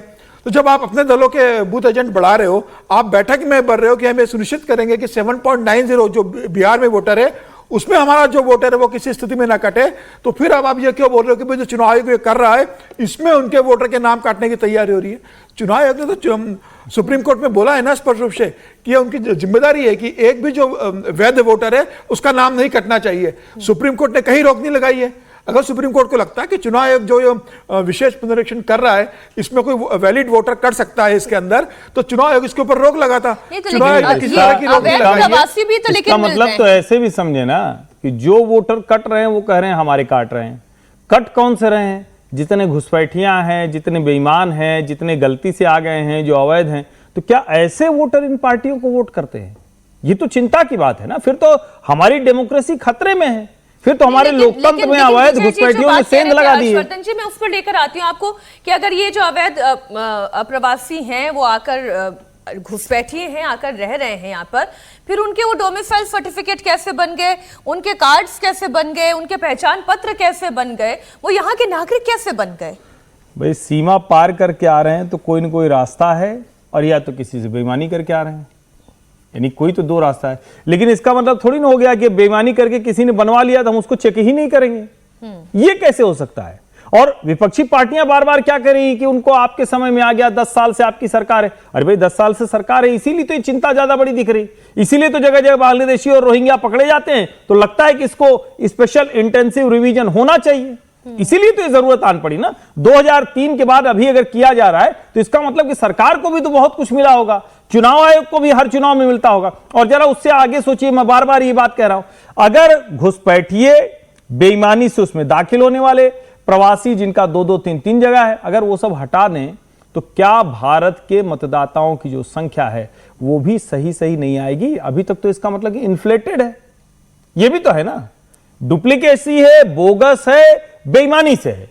तो इनको तो हटाना ये लोकतंत्र के लिए जरूरी है। अगर इतना काम भी नहीं करेगा तो फिर और किस लिए चुनाव आयोग? चुनाव आयोग का और काम ही क्या है? बिल्कुल ठीक बात। एक और खबर बिहार से ही जुड़ी हुई, इसमें एक चीज कहना चाहता हूं मैं। टाइम्स ऑफ इंडिया के एडिटोरियल में आया कि 2 जगह थी, किशनगंगा और पटना, जहां पे इन्होंने आधार कार्ड एक्सेप्ट किए थे बीएलओस ने। और अगर 1, 2 या 3 या कुछ जगहों पे अगर एक्सेप्ट किए गए आधार कार्ड्स और बाकी जगह नहीं किए गए तो ये एक सीरियस डिस्क्रिपेंसी होगी। और दूसरी चीज है, किशनगंज के अंदर 2 लाख के करीब एप्लीकेशंस है रेजिडेंसी के लिए, तो क्या वो एप्लीकेशंस के ऊपर काम किया जा पाएगा इस टाइम के अंदर? मुझे नहीं लगता। तीसरी चीज और बड़ी इंपॉर्टेंट चीज ये आ जाती है, जो 75 लाख के करीब पलायन करके बाहर काम कर रहे हैं बिहारीस, तो उनके बारे में क्या उनके सारे चेक हो गए हैं या उनमें से कुछ रह जाएंगे? ये इस पे अब सोचना है इलेक्शन कमीशन को, वो किस तरह से काम कर रहा है। ये तो नहीं हो सकता कि किसी का आधार कार्ड मान्य है और किसी का आधार कार्ड मान्य नहीं है। लेकिन बिहार के लिए जो इस वक्त एक और गंभीर परेशानी खड़ी हुई है वो ये कि वहां पर क्राइम का ग्राफ बड़ी तेजी से बढ़ रहा है। बैक टू बैक क्राइम ने सुशासन को संकट में डाल दिया है। अभी विजय जी हो सकता है कहेंगे आप सुशासन बोलते ही क्यों हैं, शासन ही आ जाए वहां पे, वही बड़ी बात है। नीतीश कुमार ना सिर्फ विरोधियों के निशाने पर है बल्कि उनके ही सहयोगी हमले तेज कर रहे हैं। हम बात कर रहे हैं चिराग पासवान की। लगातार बिहार में कानून व्यवस्था का मुद्दा उठा रहे हैं। गोपाल खेम का मर्डर के बाद से चिराग ये सवाल पूछ रहे हैं, लॉ एंड ऑर्डर को लेकर सीधे मुख्यमंत्री नीतीश को निशाने पर ले रहे हैं। और इसी बीच एनडीए के सहयोगी और केंद्रीय मंत्री जितिन राम मांझी ने चिराग पासवान को लेकर बड़ा बयान दिया। बड़ी खबर आपको दे दें, चिराग पासवान पर जितिन राम मांझी ने बयान दिया, चिराग भूल जाते हैं कि वो एनडीए में हैं। चिराग को उम्र और अनुभव की कमी है। 2005 से पहले का हाल चिराग ने देखा नहीं। नीतीश कुमार ने क्राइम कंट्रोल किया है। क्या कहा जितिन राम मांझी ने, आप सुने। चिराग पासवान जी हम लोगों के गठबंधन के वरिष्ठ नेता हैं, लेकिन वो भूल जाते हैं कभी कभी। इसीलिए मैं उनको कहता हूं कि कहीं लगता है कि अनुभव की कमी उनको है। वो भूल जाते हैं लॉ एंड ऑर्डर ऐसा आज नहीं ना है बिहार का कि एक अन्य मार्ग में क्रिमिनल और विक्टिम के बीच में समझौता करा करके रैंसम दे करके छुड़ाया जाता था। आज वैसा ना हो रहा है। आज तो यहाँ हो रहा है, देखे नहीं कि अभी उसने मारा खेमका को, कि क्या नाम था उनका, गोयनका को, तो उनके अपराधी को ठोक दिया गया। आज तक कहीं है किसी के राज में ठोका जाता था? उनको हो सकता है कम उम्र के हैं, 2005 के पहले की राजनीति उनको न समझ में आ रही होगी, इसीलिए शायद ऐसा बोल रहे हैं। चिराग पासवान दरअसल कह क्या रहे हैं लॉ एंड ऑर्डर को लेकर, पहले आप ये भी सुन लें तो उससे आपको कॉन्टेक्स्ट और बेहतर समझ आएगा। अगर बिहार में एक भी हत्या होती है तो सरकार और प्रशासन के लिए ये चिंता का विषय होना चाहिए। मेरे लिए चिंता का विषय है कि मैं जिस सरकार का समर्थन कर रहा हूँ, और मैं दुखी हूँ इस बात से कि जो सरकार सुशासन के लिए जानी जाती थी, वो सरकार में अगर इस तरीके से आपराधिक घटनाएं बढ़ेंगी तो विपक्ष को तो बोलने का मौका मिलेगा ही। कहीं ना कहीं कहाँ चूक हुई है। विपक्ष को तो बोलने का मौका मिलेगा ही, विपक्ष से तो उम्मीद भी यही की जाती है कि विपक्ष तो बोलेगा ही, क्योंकि ये उसके लिए गोल्डन अपॉर्चुनिटी होती है। लेकिन सरकार में ही कोई सहयोगी अगर बार बार एक सवाल खड़ा कर रहा है, तब तो फिर ये पूछा जाएगा ना कि आप वाकई में सरकार के साथ हैं भी या नहीं है, जो जीतन राम मांझी पूछ रहे हैं। हर्षवर्धन जी। नहीं, देखिए जीतन राम मांझी, इसको भी समझिए, बड़ी क्लियर कट वहाँ पॉलिटिक्स है। जीतन राम मांझी भले एक समय नीतीश जी ने उनको मुख्यमंत्री बनाया, एक समय में उनको कहा कि अगर हम न बनाए होते तो इसका क्या औकात था, किसी लायक था, सब कुछ बोल दिया था। लेकिन जीतन राम मांझी सहज होते हैं नीतीश कुमार वाले गठजोड़ में। गठजोड़ के अंदर का जो गठजोड़ है, यानी कोएलिशन विद इन कोएलिशन जो है, वो यहां काम कर रहा है। चिराग पासवान पूरी तरह से नरेंद्र मोदी और अमित शाह के अलावा किसी को कुछ नहीं समझते। उनको पता है कि हमारी जो राजनीति है वो कहां से चल रही। लेकिन अब इस सब से इतर अगर बात करें, मांझी जी चिराग पासवान पर हमलावर हों, चिराग पासवान नीतीश कुमार पर हों, यह राजनीतिक मसला हो जाता है। लेकिन क्या किसी नेता को अगर इस तरह की कानून व्यवस्था है तो उस पर बात करने का अधिकार नहीं? सवाल तो ये भी पूछा जाना चाहिए। इसमें आप सरकार में रहते हुए क्या गलत के खिलाफ बोल नहीं सकते? चिराग पासवान बोल रहे हैं तो क्या गलत ही चाहिए। अगर आप नहीं बोल रहे हैं तो इसका मतलब कि आप पॉलिटिकल सेंस आप में नहीं। क्या कोई भी व्यक्ति जिस तरह का हाल बिहार में है उसमें नहीं बोलेगा?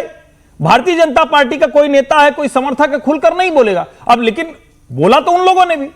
और मुझे लगता है कि चिराग पासवान की अलग एक पार्टी है या जिसकी भी अलग एक पार्टी है, वो कम से कम ऐसे मुद्दों पर अपने आप को एक जो अलग करके दिखाना, वो कोशिश तो करेगा ही करेगा ना, तो वो करना चाहिए। वही चिराग पासवान कर रहे हैं। बिहार का ये चुनाव बेहद दिलचस्प होने जा रहा है। तेजस्वी यादव अपनी पूरी ताकत लगा रहे हैं, बहुत आक्रामक तरीके से नीतीश कुमार पर निशाना साध रहे हैं। नीतीश कुमार सीन से लगभग लापता है। बीजेपी की कोशिश यह है कि अब की बार बिहार में कमल की सरकार हो। इनके बीच एक चेहरा जो सबसे ज्यादा सुर्खियां बटोर रहा है वो प्रशांत किशोर है, जिन्हें सियासी गलियारों में पीके के नाम से जाना जाता है। वो शख्स जिन्होंने कई पार्टियों की चुनावी रणनीति बनाई, जीत दिलाई, लेकिन इस बार वो खुद मैदान में है, बिहार से सियासी पारी शुरू कर रही हैं। सवाल उठता है कि आखिर वो किसका वोट काटेंगे। कोई कह रहा है कि पीके कांग्रेस और आरजेडी को डेंट पहुंचाएंगे, कोई कह रहा है पीके फैक्टर सबसे ज्यादा नीतीश को नुकसान पहुंचाएंगे। इन सबके बीच सी वोटर के सर्वे में एक बड़ा खुलासा हुआ। 36% लोग ये कह रहे हैं कि पीके दोनों खेमों के वोट काटेंगे। 20% लोग ये कह रहे हैं कि पीके से एनडीए को नुकसान होगा। तो 18% लोगों का मानना यह है कि प्रशांत किशोर महागठबंधन को डेंट पहुंचाएंगे। तो अब ये जो आंकड़ा है, अब आप देखें, एनडीए का जो वोट परसेंटेज है वही 40 से 42% का है। हर्षवर्धन जी, मैं यहीं से चर्चा की शुरुआत को थोड़ा आगे बढ़ाते हुए, अब ये जो सर्वे कह रहा है कि 20% वोट ये एनडीए का काट सकते हैं और 18% जो है वो विरोधियों का काट सकते हैं, तेजस्वी यादव का वोट काट सकते हैं। ये असेसमेंट तो कमोबेश इसी के नजदीक का असेसमेंट हम लोग भी कहानी कुर्सी की में चर्चा में कर रहे थे। काटेंगे तो दोनों के बराबर भी कट सकते हैं। नहीं, लेकिन ऐसा असेसमेंट हमारा तो कतई नहीं है। इतना वोट अगर ये काटने की स्थिति में आ जाएंगे तब तो ये नीतीश कुमार हो जाएंगे। अगर इतना वोट ये काट लेंगे जितना इस सर्वे में बताया जा रहा है, तब तो ये नीतीश कुमार हो जाएंगे। लेकिन प्रशांत किशोर नीतीश कुमार नहीं हो सकते। कोई ऐसा मतदाता समूह नहीं है जो इनके पीछे चला आए। और वो बात कहने सुनने में बड़ी अच्छी लगती है, लेकिन दिल्ली एक अलग मॉडल था, दिल्ली की अलग स्थितियां थी। अब अभी हम इतने दिनों से चर्चा कर रहे हैं, जिस दिन पहले दिन मैंने वो खबर सुनी तो मैं ही हिल गया कि सिर्फ 15% लोगों के पास हाई स्कूल का सर्टिफिकेट है, पता नहीं कितने पास हैं। बिहार के लोग। और दिल्ली की आप बात करेंगे तो दिल्ली किस पर लुभाई जा सकती है, तो 12 लाख तक इनकम टैक्स फ्री पे। तो दोनों का फासला समझिए, तो वहां ये नहीं हो सकता है जो दिल्ली में हुआ। दूसरा, प्रशांत किशोर इतने समय में कोई ऐसी कॉन्स्टिट्यूएंसी नई नहीं क्रिएट कर पाए हैं जिसको लेकर हम कहें कि नहीं अब ये वाला तो पक्का हो गया। बिहार 3-4 जो क्षेत्रों में बटा हुआ है, सेगमेंट में बचा हुआ है, उसमें किसी एक क्षेत्र में प्रशांत किशोर की पार्टी ऐसी दिखती हुई नहीं समझ में आ रही। और सोचिए उनकी स्थिति यह है कि कभी कोई कहता है कि अच्छा पप्पू यादव चले जाएंगे क्या, हालांकि पप्पू यादव नाराज जाते हैं, उल्टा सीधा लिखने लगते हैं। वो मनीष कुमार जो यूट्यूबर था उसको ज्वाइन कराते हैं बड़ी प्रसन्नता से। मतलब अब इससे ही अंदाजा लगा जाइए कि प्रशांत किशोर की क्या हैसियत है। मेरा बड़ा स्पष्ट मानना, ठीक है डेंट करेंगे, दोनों को करेंगे, इसका मतलब ये हुआ कि चूंकि जो वो कर रहे हैं कोई दशा दिशा नहीं है, तो जो जो भी होगा वो कट जाएगा। अच्छा, इससे ज्यादा आप नहीं मान सकते हैं। मैं कास्ट वाइज जो समीकरण है वो भी जरा आज रिसर्च करके लेकर आई कि जो अलग अलग दलों का जो सबसे ज्यादा ताकत जहां पर है और जिन क्षेत्रों में है वो भी मेरे पास है। अब अगर मान लीजिए आप कुर्मी जाति के वोटर्स की बात करते हैं तो नीतीश कुमार का सीधा सीधा वोटर है सर, ये तो जाने से रहा। हम एनडीए की जब बात करते हैं तो उसमें हमें जेडीयू को और बीजेपी को साथ लेकर देखना है। तो अगर कुर्मी वोटर नहीं जा सकता तो फिर तो यही कहा जाएगा कि बीजेपी का ही वोटर कटेगा। देखिए इसमें एक चीज है, थोड़ा सा कंफ्यूजन है। ये जो सर्वे आप दिखा रहे हैं जी, यशवंत बहुत काम करते हैं, लेकिन वो दूसरे तरीके से, हम शायद उसको दूसरे तरीके से देख रहे हैं। ठीक है, हर्षवर्धन जी ने जो बात की वो बिल्कुल ठीक बात है कि एक तो उनके पास कोई वोटर उस तरह से नहीं है पूरे के पूरा। लेकिन ये सर्वे क्या कह रहा है, सर्वे ये नहीं कह रहा कि 36% और 18% और 20% वोट काट रहे हैं वो, ये नहीं कह रहा सर्वे। सर्वे कह रहा है कि 36% लोगों ने कहा कि वो दोनों के वोट काट सकते हैं, ऐसा लोग मानते हैं ना। और 18% लोगों ने कहा कि वो महागठबंधन को नुकसान पहुंचा सकते हैं, 20% लोगों ने कहा कि वो एनडीए को नुकसान पहुंचा सकते हैं। लेकिन ये परसेंटेज वोट का नुकसान नहीं है, ये ठीक है, समझे कि 20% वोट का नुकसान एनडीए को कर रहे हैं या 18% महागठबंधन को कर रहे हैं, ये नहीं कह रहे हैं लोग, समझे। इसलिए कंफ्यूजन हो रहा है। इसलिए आप जो बात बोले वो बात ठीक है, और वो सर्वे भी उसी तरह से कर रहा है। मतलब लोग ये कह रहे हैं कि इन दोनों का वोट कितना काट सकते, कितना वोट काटेंगे, ये सर्वे इस बात का जिक्र नहीं कर रहा है। इसमें एक क्लैरिटी ये होनी चाहिए। दूसरी बात कि प्रशांत जी के साथ एक जो नई राजनीति में लोग समझना चाहते हैं, जो बदलाव चाहते हैं, वो उसमें से कुछ लोग खड़े हो सकते हैं, लेकिन उनके पास कोई जाति का कोई वोट हो या किसी समाज का भी कोई स्पेसिफिक वोट हो, ऐसा बिल्कुल भी नहीं दिखता। तो इसलिए उनके वोट काटने की परसेंटेज पर लोगों ने कहा है, लेकिन कितने % वोट काटेंगे ये इससे नहीं नजर आता। और जब तक वो नहीं पता पड़े तब तक आप उसको उनकी राजनीतिक हिस्सेदारी बिहार में नहीं देख सकते कि क्या वो नीतीश कुमार बनने वाले। आप पीके को अक्सर पांडे जी कह के बुलाते हैं, प्रशांत किशोर पांडे जी, तो मैं इसलिए आपसे ये कह रही हूं कि अगर कास्ट वाइज भी हम इसे एनालिसिस करने की कोशिश करें, आप 2020 की तुलना में अगर आज की परिस्थिति देखें, उस वक्त 52% सवर्णों का वोट एनडीए के पास गया। आज की परिस्थिति में अगर एनडीए का वोट काटने की स्थिति में प्रशांत किशोर आते हैं तो आपको लगता है कि वो कर पाएंगे, बीजेपी का वोट काट पाएंगे, या वो जो विरोधियों को 15 या 20% वोट सवर्णों का जा रहा है वहां पर कोई डेंट लगेगा? बीजेपी का वोट तो मुझे कटने की कोई संभावना फिलहाल नहीं दिख मतलब बाद में क्या होता है, ये पूरे जो क्राइम का जो सुशासन बाबू का जो रिकॉर्ड बन रहा है वो कितना नुकसान पहुंचाता है उसको, वो है। बाकी बीजेपी का वोट कट रहा हो ऐसा नहीं लगता। बीजेपी के अलावा जो अपर कास्ट का वोट कहीं जा रहा है उसमें से कुछ हिस्सेदारी उनकी हो सकती है, इसकी संभावना से आप इनकार नहीं कर सकते। लेकिन बीजेपी का वोट इस चुनाव में कम होगा किसी के भी रास्ते से, मुझे फिलहाल ऐसा नहीं लग रहा। बाकी तो स्थितियां क्या बदलती है, एज ऑफ नाउ जैसे कहते हैं आप, एज ऑफ नाउ में मुझे नहीं लगता कि बीजेपी का वोट कोई कट रहा है। लेकिन इस बात की आशंका मुझे बार बार लग रही है कि जो उनके मित्र हैं नीतीश कुमार जी और आपके मित्र हैं सुशासन बाबू, उनको जब तक वो झेलते रहेंगे उससे उस ग्राफ में थोड़ी कमजोरी आएगी। ठीक, इसी में अगर मैं समीर जी आपसे समझूं कि यादव वोटर जैसे हम ये कहते हैं, अच्छा मिथिलांचल में असदुद्दीन ओवैसी जब चुनाव लड़े तब उन्होंने तो वोट काटे ना सीमांचल में? बिल्कुल बिल्कुल। देखिए वोट कब करते हैं, मतलब किसी भी एक पार्टी के साथ किसी भी एक जाति का 100% वोट नहीं रहता है।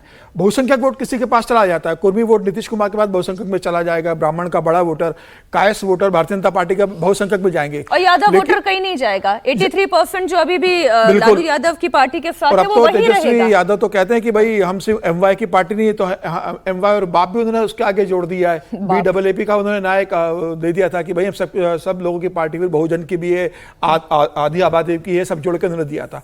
देखिए प्रशांत किशोर बहुत एक राजनीति को समझने वाले व्यक्ति है। ठीक है कि वो राजनीति में लंबे से नहीं रहे, लेकिन राजनीतिक दलों के साथ उन्होंने बहुत करीबी से काम किया। वो राजनीति को बहुत अच्छे से जानते हैं कि राजनीति के समीकरणों मतलब ये पर काम वैसे करती है। उन्होंने राजनीति की नहीं, लेकिन राजनीति कैसे की जा सकती है वो तो उन्होंने सिखाया ना। या चुनाव कैसे लड़ा जा सकता है, कैसे माहौल बनाया जाता है, कैसे आपको जमीनी है। समीकरण क्या है स्थिति में, और वो इसमें माहिर खिलाड़ी रहे, इसमें कोई दो राय नहीं। तो बिहार की राजनीति को जानते हैं और लंबे समय में जन स्वराज के लिए जिस तरीके से गांव गांव में घूम रहे, वो इस बात को जानते हैं कि जातिगत समीकरण बिहार का बहुत मजबूत है। और मैं ब्राह्मण होने के नाते में अगर पांडे हूं प्रशांत किशोर, तो मैं जाति के रूप में एस्टेब्लिश नहीं होऊंगा, लेकिन जब टिकट डिस्ट्रीब्यूशन होगा बिहार का 243 सीटों के ऊपर, तब प्रशांत किशोर की असली परीक्षा होगी। और वो ऐसे उम्मीदवार को, जहां कोई कुर्मी बहुल सीट है तो वहां वो बेहतर कुर्मी उम्मीदवार पढ़ा लिखा देंगे, उस समय में वो कुर्मी के वोटर काटेंगे। और निश्चित फिर तो सवाल सर ये भी है ना कि वो पूरी 243 सीटों पर चुनाव भी लड़ेंगे, या ऐसी स्थिति में उनकी पार्टी है क्या कि पूरी 243 सीटों पर वो चुनाव लड़ लें? विजय जी, छोटी सी बात जोड़ दूं मैं, वो तो उनकी मर्जी है कितने लोग वहां पर मिलते हैं, मैं उनके बारे में ज्यादा नहीं जानता। लेकिन जो बात अभी हुई, कोई अच्छा शेफ है वो आपको अच्छी रेसिपी यूट्यूब पर बता सकता है कि गुलाब जामुन कैसे बनाना चाहिए और बेहतर गुलाब जामुन कैसे बनाया जा सकता है, इसमें कोई शक नहीं है ना। लेकिन खुद शेफ को अच्छा गुलाब जामुन बनाने के लिए खोआ तो चाहिए ना। वो खोआ उसके पास है कि नहीं, वो घी उसके पास देसी घी है कि नहीं, वो चीनी उसके पास अच्छी वाली है कि नहीं, वो वाला सवाल है। उनकी इस नियत पर और उसकी समझ पर थोड़ी सवाल कोई कर रहा है। नहीं, ऐसा नहीं होता। नहीं, लेकिन इस बात का तो दाम है ना कि भाई कैंडिडेट भी तो अच्छे होने चाहिए 243 सीटों के लिए। असम गण परिषद आई थी तो तब उनके पास कौन सा खोआ था?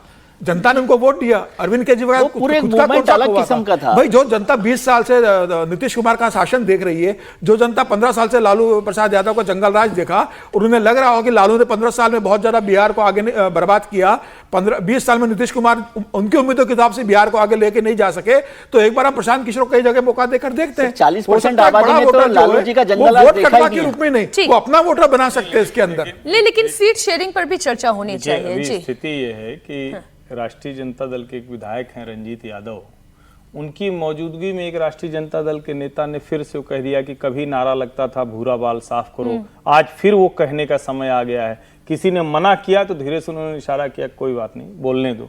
जब आया तो रंजीत यादव ने सफाई दी। आपको याद होगा लालू जी ने भी सफाई दी थी कि मैंने कभी ऐसा कभी कहा ही नहीं था कि भूरा बाल साफ करो, तो जबरदस्ती कुछ लोगों ने डाल दिया, लेकिन उस वक्त तो वो नारा चला। अब बिहार में अगर इस तरह की स्थितियां हैं और उसमें हम ये उम्मीद कर रहे हैं कि किसी और के लिए कोई स्पेस चुनाव आते बचेगा, तो मुझे ऐसे उम्मीद नहीं दिखती है। ये क्लियर कट एनडीए बनाम महागठबंधन होगा। ये बहुत अभी शार्प इलेक्शन होने जा रहा है और दोनों बहुत मजबूत गठजोड़ हैं, इसको आप समझिए। तो ऐसे में जब इतनी मजबूत लड़ाई होती है तो थोड़ी मुश्किल होती है। और वैसे भी जो कोचिंग वाले पढ़ाने वाले होते हैं, जो आईएएस बनाते हैं बहुत, वो कभी बन नहीं पाते हैं। इतिहास तो ऐसा ही। और ये इसको और नैरो करेंगे ना, ये बीजेपी वर्सेस आरजेडी इलेक्शन है। बीजेपी वर्सेस आरजेडी, बिल्कुल आप ठीक कह रहे हैं सर। लेकिन अभी तो गठबंधन है, तो जब गठबंधन है तो फिर सीट शेयरिंग भी होगी, उसी पर हम चर्चा कर लेते हैं। बिहार चुनाव के लिए महागठबंधन की सीट शेयरिंग पर मंथन शुरू हो चुका है। तेजस्वी यादव के घर एक लंबी मीटिंग चली, इसमें कांग्रेस, माले, सीपीएम, सीपीआई के नेता शामिल हुए। तेजस्वी यादव इस बार सीटों के बंटवारे में कॉम्प्रोमाइज करने के मूड में बिल्कुल भी नहीं है। तेजस्वी यादव ने दावा किया है कि उनकी पार्टी 100 सीट पर चुनाव जीतने जा रही है। इसका मतलब यह है कि तेजस्वी यादव मैक्सिमम सीट अपने पास रखना चाहते हैं। पिछली मर्तबा कांग्रेस ने 70 सीटों पर चुनाव लड़ा था, लेकिन उनके केवल 19 कैंडिडेट ही जीत पाए थे। ऐसे में कांग्रेस की सीट इस बार कटना तय माना जा रहा है। साथ ही माले के पिछली बार के परफॉर्मेंस के मुताबिक सीटों में इजाफा किया जा सकता है। तेजस्वी यादव कांग्रेस के कोटे की सीट काटकर बाकी अन्य सहयोगियों में इस बार आगे ट्रांसफर कर सकती है। तो इस बार क्या समीकरण महागठबंधन में बैठता हुआ दिख रहा है? समीर जी, इस पर हम थोड़ी चर्चा कर लेते हैं। तेजस्वी यादव 100 सीटों पर तो पहले ही दावा कर चुके हैं। रही बात अब कांग्रेस की, कांग्रेस पिछले परफॉर्मेंस की तुलना में तो इस बार सीटों का बंटवारा होगा। इतना कोई शानदार परफॉर्मेंस था नहीं। राहुल गांधी भी जानते हैं कि बिहार में उनकी पार्टी की स्थिति क्या है। निश्चित रूप से इस बार अगर आप महागठबंधन की अगर आप बात करेंगे तो देखिए गठबंधन में दल भी ज्यादा हो गए। आज माले के 2 लोकसभा सांसद हैं, तो आप उनको उनके हैसियत के हिसाब से सीटें दोगे। सीपीआई सीपीएम वालों को भी आपको सीटें देना पड़ेगी। इसके बाद चिराग पासवान के चाचा जिन्हें अब बाहर हो चुके हैं वो एनडीए से, पशुपतिनाथ पारस, वो भी आज महागठबंधन की बैठक में कल शामिल हुए थे। आप उनको भी सीटें देने वाले हो। आप उपेंद्र कुशवाहा को भी कोशिश कर रहे हो लाने की, उनको आप दोगे। आप वीआईपी को भी सीटें देने वाले हो। तो आपके पास जब संख्या बढ़ेगी सहयोगी दलों की, 6 से ज्यादा गठबंधन के सहयोगी आपके साथ है। कहा जा रहा है कि ओबीसी भी आपके साथ चुनाव लड़ सकते हैं, ओबीसी ने भी प्रस्ताव दिया। अंतिम समय में ओबीसी आपके साथ आएंगे तो उनको भी आपको सीमांचल में सीटें देने पड़ेगी। तो ये तय है कि सीटें उनका प्रस्ताव तो जरूर है। मुझे इसकी संभावना कम लगती है कि तेजस्वी यादव अपने मुस्लिम वोट के लिए इनको कोई समझौता करने की कोशिश करेंगे। मुझे लगता है कि इसमें ओबीसी को शामिल नहीं किया जाएगा। लेकिन यह तय है कि चिराग पासवान के जो चाचा रहे, पशुपति पारस, केंद्र में मंत्री भी रहे, वो इस बार जरूर चुनाव लड़ेंगे और उनको वो सीटें दी जाएगी जहां चिराग पासवान का राय, जहां जमुई है, हाजीपुर है, इन सीटों पर उनको सीटें दी जाएगी। तो अभी सीटें कम होना है, तेजस्वी की भी सीटें कम हो रही है। निश्चित रूप से कांग्रेस का कोई बहुत बड़ा आधार नहीं रहा है। कांग्रेस मुझे जो मैं अभी तक जितना पढ़ पाई हूँ, समझ पाई हूँ, अन्य विश्लेषकों को भी सुनकर मैं वो आपके सामने रख रही हूँ कि यहां से तो बल्कि तेजस्वी यादव अपनी सीटें 150 सीटों पर अगर वो लड़ते हैं, कांग्रेस के कोटे की सीटें काटते हैं। अगर माले का सबसे अच्छा परफॉर्मेंस हम देखें, 19 सीटों पर वो चुनाव लड़े, 12 सीटें उन्होंने जीती, तो वहां पर कम से कम 5 से 6 सीटों का वो इजाफा कर सकते हैं। नहीं, और लोकसभा की सीटें भी सिर्फ कांग्रेस और माले की आप देखिए लोकसभा की सीटें भी उन्होंने वो जीती है। काराकाट की उन्होंने सीट जीती है, आरपी सिंह की सीट उन्होंने जीती है, दोनों महत्वपूर्ण सीटें उन्होंने जीती है। तो माले मजबूत है। और आप झारखंड मुक्ति मोर्चा से भी तेजस्वी यादव ने कहा है कि आप भी गठबंधन में शामिल होइए, 2-3 सीटें आपको भी देंगे। तो अब झारखंड मुक्ति मोर्चा भी इस गठबंधन की कल बैठक में शामिल हुआ था। तो सबको इस बार तेजस्वी यादव एडजस्ट करके चलेंगे और निश्चित रूप से कांग्रेस की सीटें कम होगी। तेजस्वी यादव भी कुछ सीटों पर कॉम्प्रोमाइज करेंगे। तेजस्वी यादव जानते हैं कि इस बार जो गठबंधन बने, सीटों का सहमति बने, एक साझा घोषणा पत्र हो और सब मिलकर चुनाव लड़े और जहां जो विनिंग कैंडिडेट है या जो विनिंग पार्टी है सहयोगी दल की, उसको वहां टिकट दिया जाए। कांग्रेस बड़ी क्वाइट सी लग रही है हर्षवर्धन। अरे नहीं, मैं तो समीर जी ने आज फिर पप्पू यादव को दुखी कर दिया होगा। बेचारे वो कल से कह रहे हैं कि भाई लोकसभा के आधार पर आप सीट तय कीजिए, और समीर जी और उनकी सीट कटवा रहे हैं, कह रहे हैं कि तेजस्वी जी ने उनको, मतलब तेजस्वी जी तो अपमानित करते ही करते हैं, ये और उसमें रास्ता लगा रहे हैं। मेरा ये मानना है कि कांग्रेस पार्टी की सीटें आप मतलब कम क्या करना चाह रहे हैं, ये सवाल ये है। और क्या कोई परफॉर्मेंस क्राइटेरिया होगा, या आप मानते हैं कि कांग्रेस कुछ कर ही नहीं सकती, सिर्फ और सिर्फ तेजस्वी के बूते सब कुछ कर रही है? मतलब ये भी बड़ा सवाल है ना। माले को आप मान रहे हैं कि वो मजबूत हो रही, कांग्रेस को मजबूत नहीं मान रहे हैं। पप्पू जी ने कल ही कहा है, फिर वो लगातार कह रहे हैं कि भाई जितना जो लोकसभा वाला क्राइटेरिया है उसको फिट कीजिए। अगर ये होगा और आप जो कह रहे हैं ये होगा, तो इसका मतलब तो ये होगा कि टकराव और ज्यादा बढ़ने वाला है सीटों को लेकर। लेकिन पप्पू यादव भी तो फिट नहीं हो पा रहे हैं ना, समस्या ये है।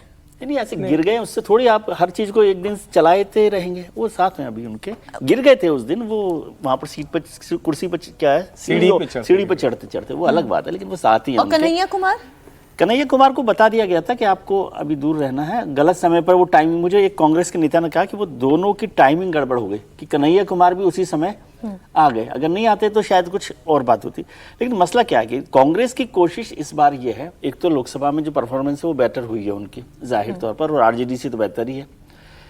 उनकी कोशिश ये है कि सीट कम भी हो जाए, लेकिन पिछली बार उनको क्या किया कि जितनी हारने वाली सीट थी, जो शॉर्ट थी कि हारनी है, वो सारी सीटें उनको दे दी गई। अब वो इस बार कोशिश कर रहे हैं कि भाई ऐसी सीटें हमें मिले जिस पर हमारा विनिंग सीटें हो, कम से कम एक ठीक लड़ाई लड़ सके, मुकाबला लड़ सके। कांग्रेस के लोग मिशन 90 टाइप बात कर रहे हैं, तो वो उस तरह मिशन 90 का एक आंकड़ा वो लेके चल। तो 70 पिछली बार थी, इस बार 90 सीटें वो लड़ना चाहते हैं। वो चाहते ही हैं, मिले न मिले की बात, लेकिन चाहते ही। और अभी महागठबंधन को ये तय करना है कि क्या वो इस सरकार को बदलना चाहते हैं। अगर ये मिशन हो तो फिर सीटों को उसी हिसाब से एडजस्ट करना पड़ेगा कि तेजस्वी जी को कम करनी है, कि कांग्रेस को कम करनी है, किसको कम करनी है। लेकिन वो अब इस लड़ाई में इतना आसान काम नहीं होता। मुकेश सहनी की पार्टी, मुकेश सहनी भी कह रहे हैं कि बहुत छोटा हिस्सा है। ये आप पता नहीं तंज के तौर पर करें क्या, कितना एडजस्ट करें। सीट तक में तो कांग्रेस के नेताओं को नहीं घुसने दिया, ट्रक पे 2 लोगों को नीचे कर दिया। अब आप और क्या चाह रहे हैं, क्या छोड़ दें वो, मतलब ये भी तो बताइए ना। आप ऐसे अरे राहुल जी को नहीं पता है, सुनिए ना, नहीं तेजस्वी यादव चाहते हैं कांग्रेस पार्टी स्पेस छोड़ दे। नहीं, विजय जी चाह रहे हैं कि तेजस्वी जी अपनी सारी ताकत कांग्रेस को सौंप दें। नहीं, तेजस्वी जी कांग्रेस की ताकत को लेकर कुछ ताकतवर बने, ऐसा वो समझ रहे हैं, ऐसी बात एक्सरसाइज हो रही है कि भाई कांग्रेस की ताकत का भी इस्तेमाल करें और कांग्रेस जो है तेजस्वी जी की ताकत चलते चुनाव में तेजस्वी यादव जी ने फीडबैक दिया कि राहुल जी कृपया आप सभा करने मत आइए, आप सभा कर रहे हैं, फायदा भाजपा को हो रहा है। ये 2020 के विधानसभा चुनाव में हुआ था। 25 के पहले जिस दिन राहुल जी चरण उनके पढ़ रहे हैं, वहां ट्रक में से उनके 2 ट्रक या बस रथ जो भी आप कहिए, उसमें से 2 लोगों को मतलब गिर पड़े या रोक दिया गया, जो भी रहा। नहीं, रोका ही गया सर, क्या गिर पड़े, रोका गया? नहीं, गिर भी गए थे, ऐसा वो नहीं, जो गिर दिखा तो हम गए लोग थे और रोका गया था। तो अब वो स्थिति है। अब उसके बाद भी आप लोग कह रहे हैं कि उनकी ताकत, इनकी ताकत, तो ये ताकत का ही तो मसला है। नहीं, लेकिन उनको कुल मिलाकर पूरे गठबंधन को ये तय करना है कि वो इस लड़ाई को एनडीए के खिलाफ मजबूती से लड़ना चाहते हैं या आपस में ही लड़ना चाहते हैं। अभी 2024 के चुनाव का हिसाब आपको पता ही है, उनको भी याद होगा। सब पहले तो ये तय करना पड़ेगा कि विधानसभा चुनाव 2020 के अकॉर्डिंगली इस बार सीटों का बंटवारा होगा या लोकसभा चुनाव के दौरान कांग्रेस की परफॉर्मेंस का आकलन करते हुए सीटों का बंटवारा होगा। बिल्कुल फाइनल नहीं होता ना, वो सब चीजें बदल रही हैं, स्थितियां बदलती है। ठीक।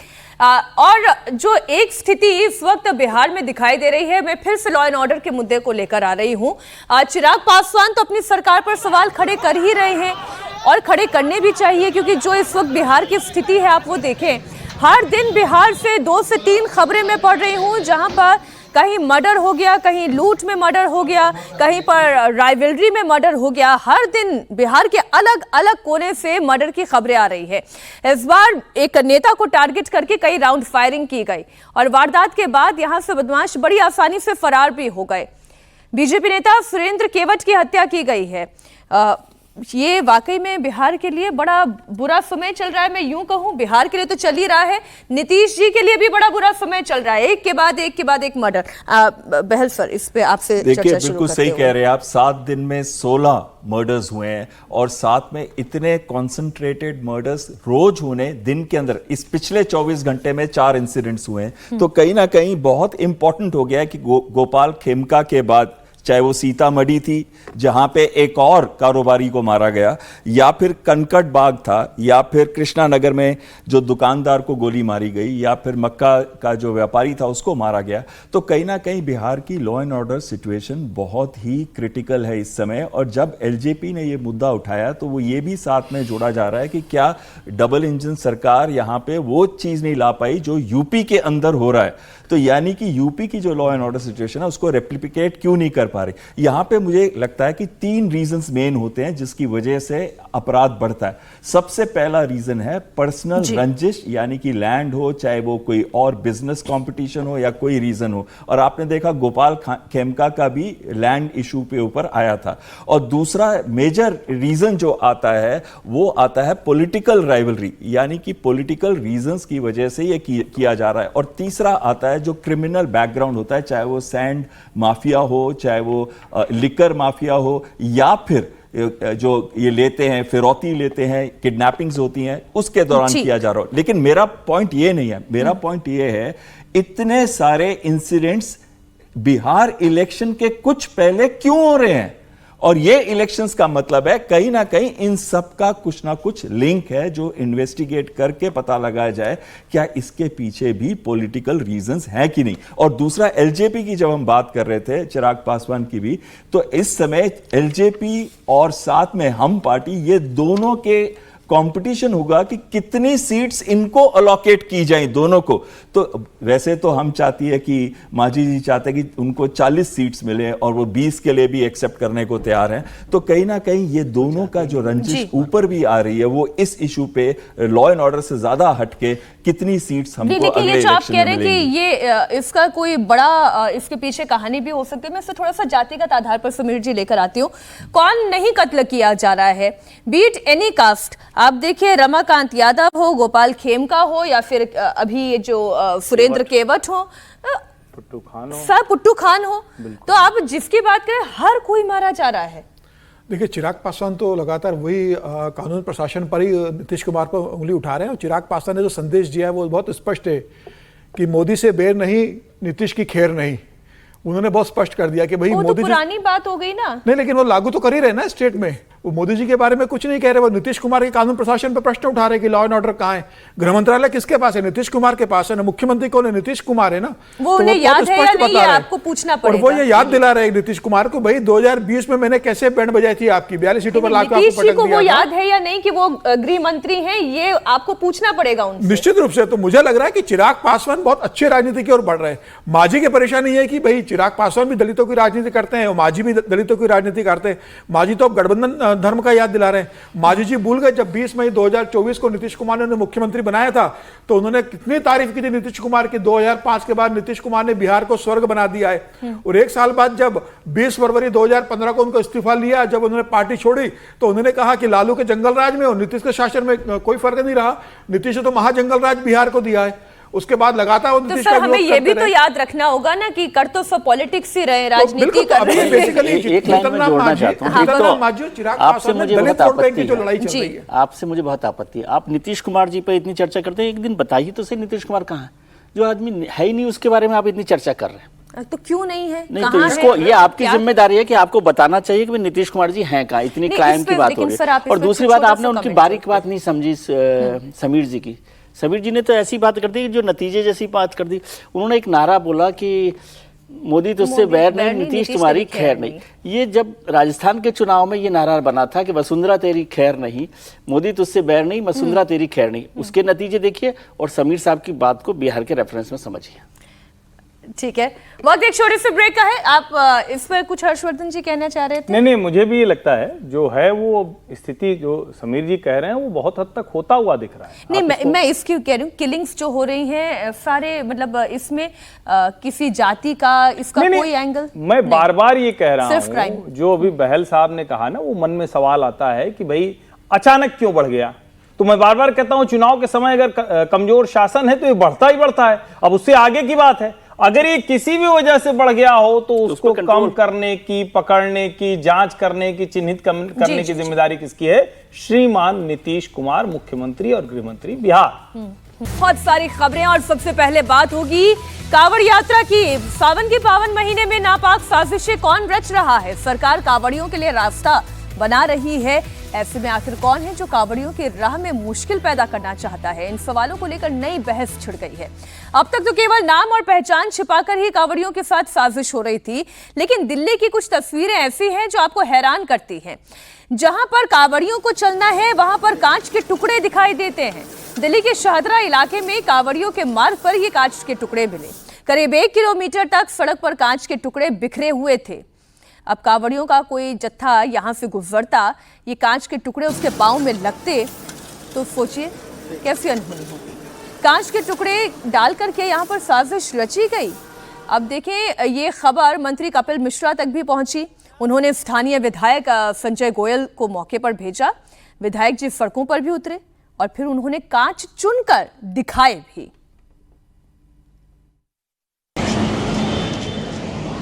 मैं लगभग 1 किलोमीटर चल चुका हूं अभी तक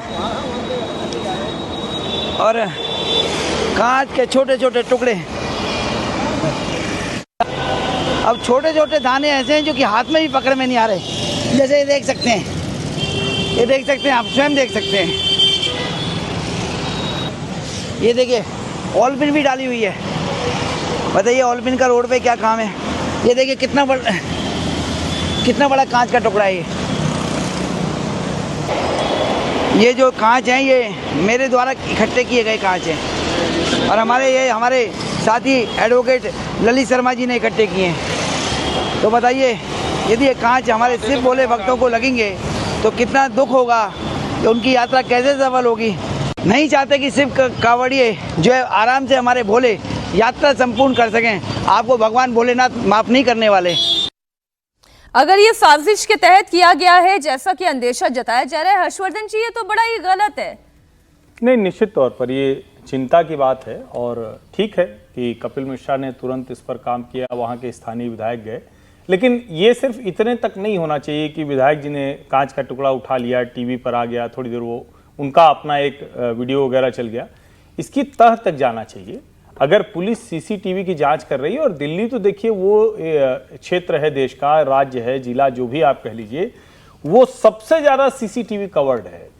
सर्विलांस सबसे ज्यादा है, मॉनिटरिंग सबसे ज्यादा है। तो ऐसे लोग जो, और ये एक तरह से तो खतरनाक है कि क्योंकि कांवड़ वाले नंगे पांव चलते हैं, आस्था उनकी होती तो कुछ पहनते नहीं, तो उनके पांव में लगेगा, उनको नुकसान होगा, उनकी तबीयत खराब होगी, उनको डॉक्टर के यहाँ, एक चीज हुई।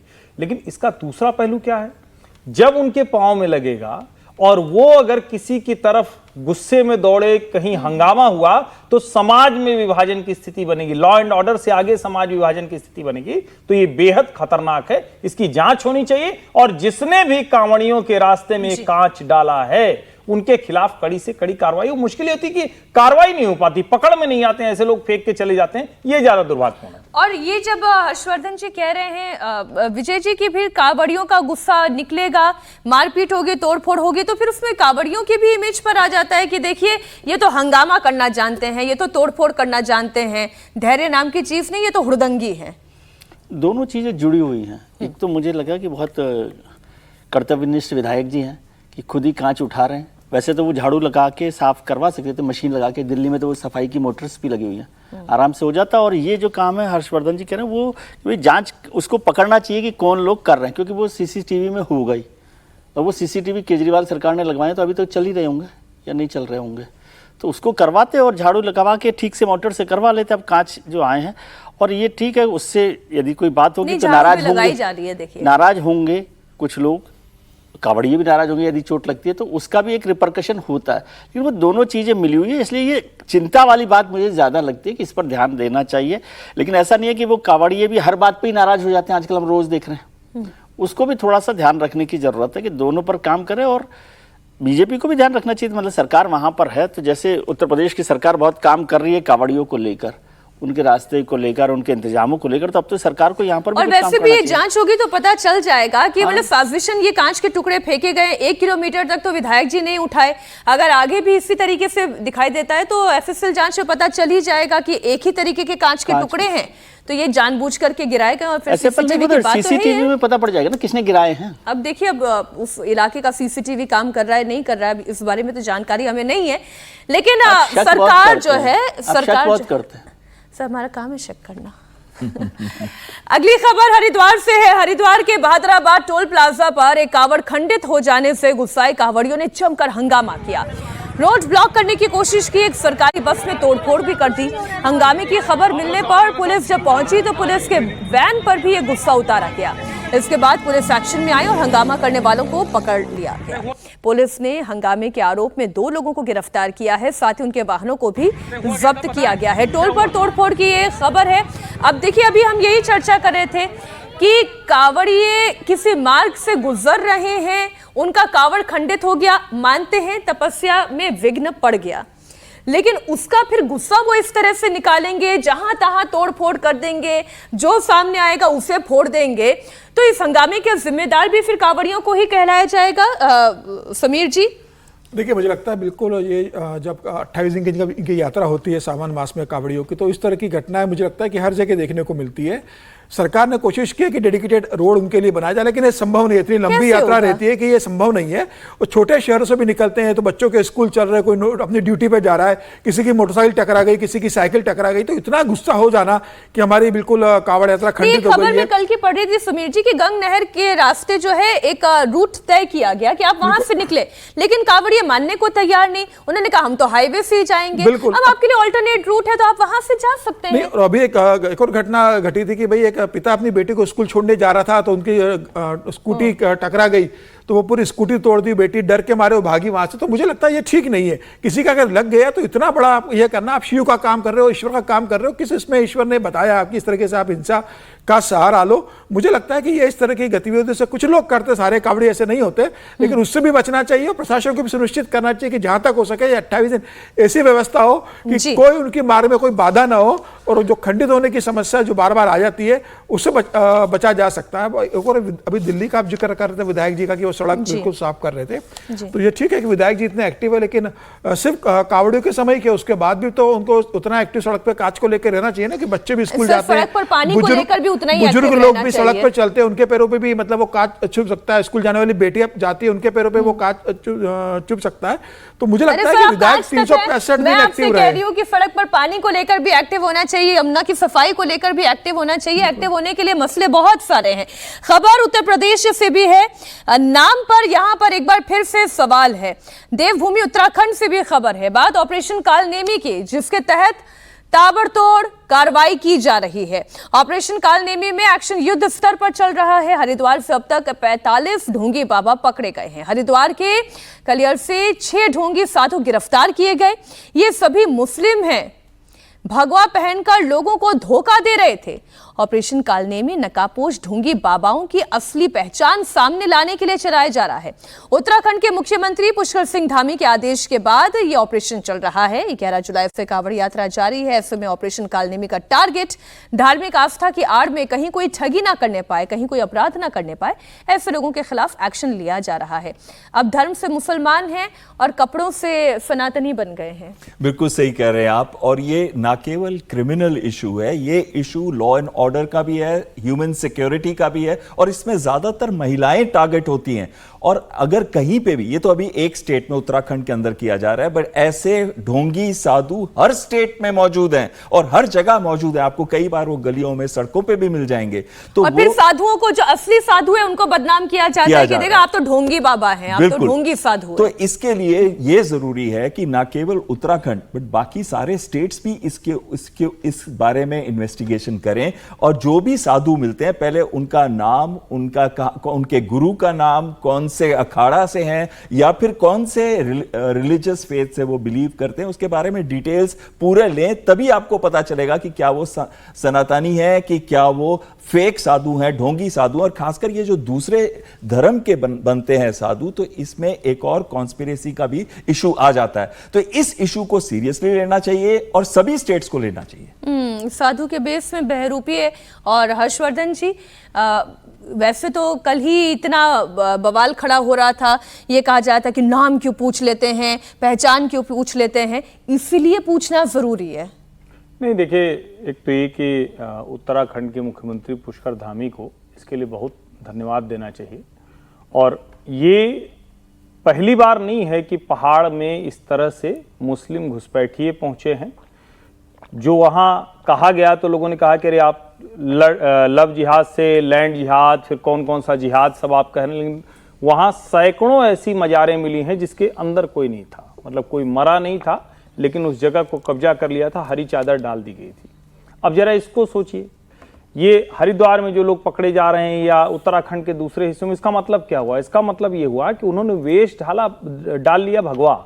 अभी इतने दिनों से जलालुद्दीन की खबर चल रही है, जिसने धर्मांतरण कराया हिंदू लड़कियों का, उसको सब कह दे रहे हैं छांगुर बाबा, ये भी कहे जा रहे हैं बाबा। अब साधु संत बाबा ये सब हिंदू शब्दावली, इनको आप कहिए न पीर कहिए, और कुछ मुस्लिमों में जो होता हो वो कहिए, वो ये भेष भर। अब तुलसी बाबा तो तब कह गए थे कि उघरे अंत न हो निवाहु काल नेम जिम रावण राहु, यानी जितना भी आप वेश बदलना है, जो भी कपट करना है वो सब कर लीजिए, लेकिन चाहे रावण हो, चाहे राहु हो, चाहे जो हो, मतलब उनका अंत निश्चित है, इसी तरह से होगा। अच्छा है कि उत्तराखंड की धामी सरकार ऐसे लोगों को चिन्हित कर रही है और चिन्हित करके उन्हें दंडित भी कर रही है। ये कतई नहीं होना चाहिए। और किसी भी, मैं कहता हूं कोई भी पहचान बदलना, मैं इसके सिद्धांत रूप में खिलाफ हूं कि पहचान बदलकर आप दूसरे के साथ खिलवाड़ करें। अब इन साधु संतों को जो देखेगा वो तो उसी आस्था से देखेगा ना। कोई भी हिंदू देखेगा भगवा में है तो उसी आस्था के साथ, तो सम्मान के साथ जाएगा। क्या ये इस सम्मान लायक है? नहीं, ये नीच लोग हैं, ये पापी हैं। इनके साथ तो पुलिस को जो कानून का व्यवहार है वो करना चाहिए। अगली खबर हैदराबाद से। हैदराबाद में कांग्रेस एमएलसी मलन्ना के ऑफिस पर हमला हुआ। की कविता पर टिप्पणी के बाद बीआरएस कार्यकर्ताओं ने मलन्ना के ऑफिस पर धावा बोल दिया और जमकर तोड़फोड़ की। तस्वीरें आपके सामने, खिड़कियां तोड़ दी गई, फर्नीचर को तहस नहस कर दिया गया। बवाल को देखते हुए आसपास अफरा तफरी भी थी। मामले को बिगड़ता देख मलन्ना के बाउंसर्स ने भी ताबड़तोड़ फायरिंग करनी शुरू कर दी। पूरे बवाल के दौरान कई लोगों के घायल होने की खबर है। तस्वीरें आपके सामने हैं, जबरदस्त हंगामा हुआ। दरवाजे को होल्ड करके और गन तान के खड़े हुए हैं बाउंसर।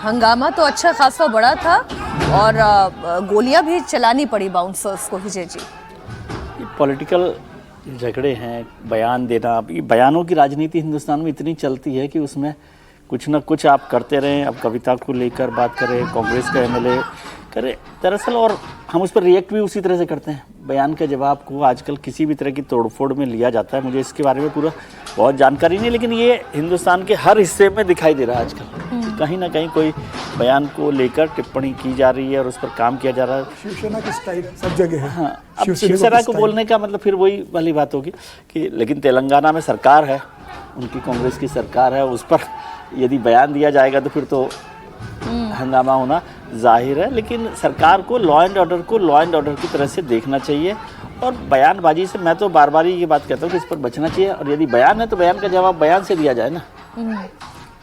समीर जी, देखिए निश्चित रूप से ये रेवंत रेड्डी के लिए एक चुनौती है अगर जिस तरीके से वहाँ पर इस तरह से हो रहा है। और वैसे भी अब लेकिन ये लग रहा है कि बीआरएस पार्टी लगभग जो माना जा रहा था कि लगभग खत्म हो गई है, तो लग रहा है कि कम से कम कार्यकर्ता अपने नेताओं के लिए इतना है। अभी तो परिवार की लड़ाई चल रही है कि कविता जिस तरीके से अपने भाई के ऊपर हमलावर एक की पार्टी को लेकर हाईजैक करने का और जिस तरीके से चल रहा है, चंद्रशेखर राव अभी कुछ दिनों से लापता है, एक्टिव पॉलिटिक्स में नजर नहीं आ रहे हैं। तो ये मुझे लगता है कि एक आरोप प्रत्यारोप का है और ये फिर अब शुरू होगा क्योंकि कांग्रेस सत्ता में है, तो अब कांग्रेस भी फिर इसका रिएक्ट करेगी। आने वाले दिनों में फिर बीआरएस और कांग्रेस के बीच में सड़क पर लड़ाई देखने को मिलेगी। लेकिन ये ठीक नहीं है किसी के कार्यालय में जाके कांग्रेस का कोई एमएलसी आप कार्यालय में जाओ, तोड़फोड़ करो, वहां स्टाफ के साथ मारपीट करो। अगर आपको लगता है कि उसने कुछ गलत बोला है तो आप पुलिस में कंप्लेंट कर सकते हैं उसके खिलाफ, या उसके खिलाफ आप धरना प्रदर्शन उसके ऑफिस के बाहर कर सकते हो, या उनके आपके पार्टी के बड़े लीडर उस संदर्भ में मामला उठा सकते हैं। इस तरीके से मुट्ठी भर लोग जाकर किसी के ऑफिस पर तोड़फोड़ करें, मारपीट करें, ये ठीक परंपरा नहीं है। आने वाले दिनों में फिर कांग्रेस के लोग इस तरीके से करेंगे तो ये एक गलत परिपाटी होगी। जनता के बीच में आप क्या संदेश देना चाहते हो कि भाई हमारे खिलाफ कोई अगर बोलेगा तो हम सीधे मारपीट करेंगे?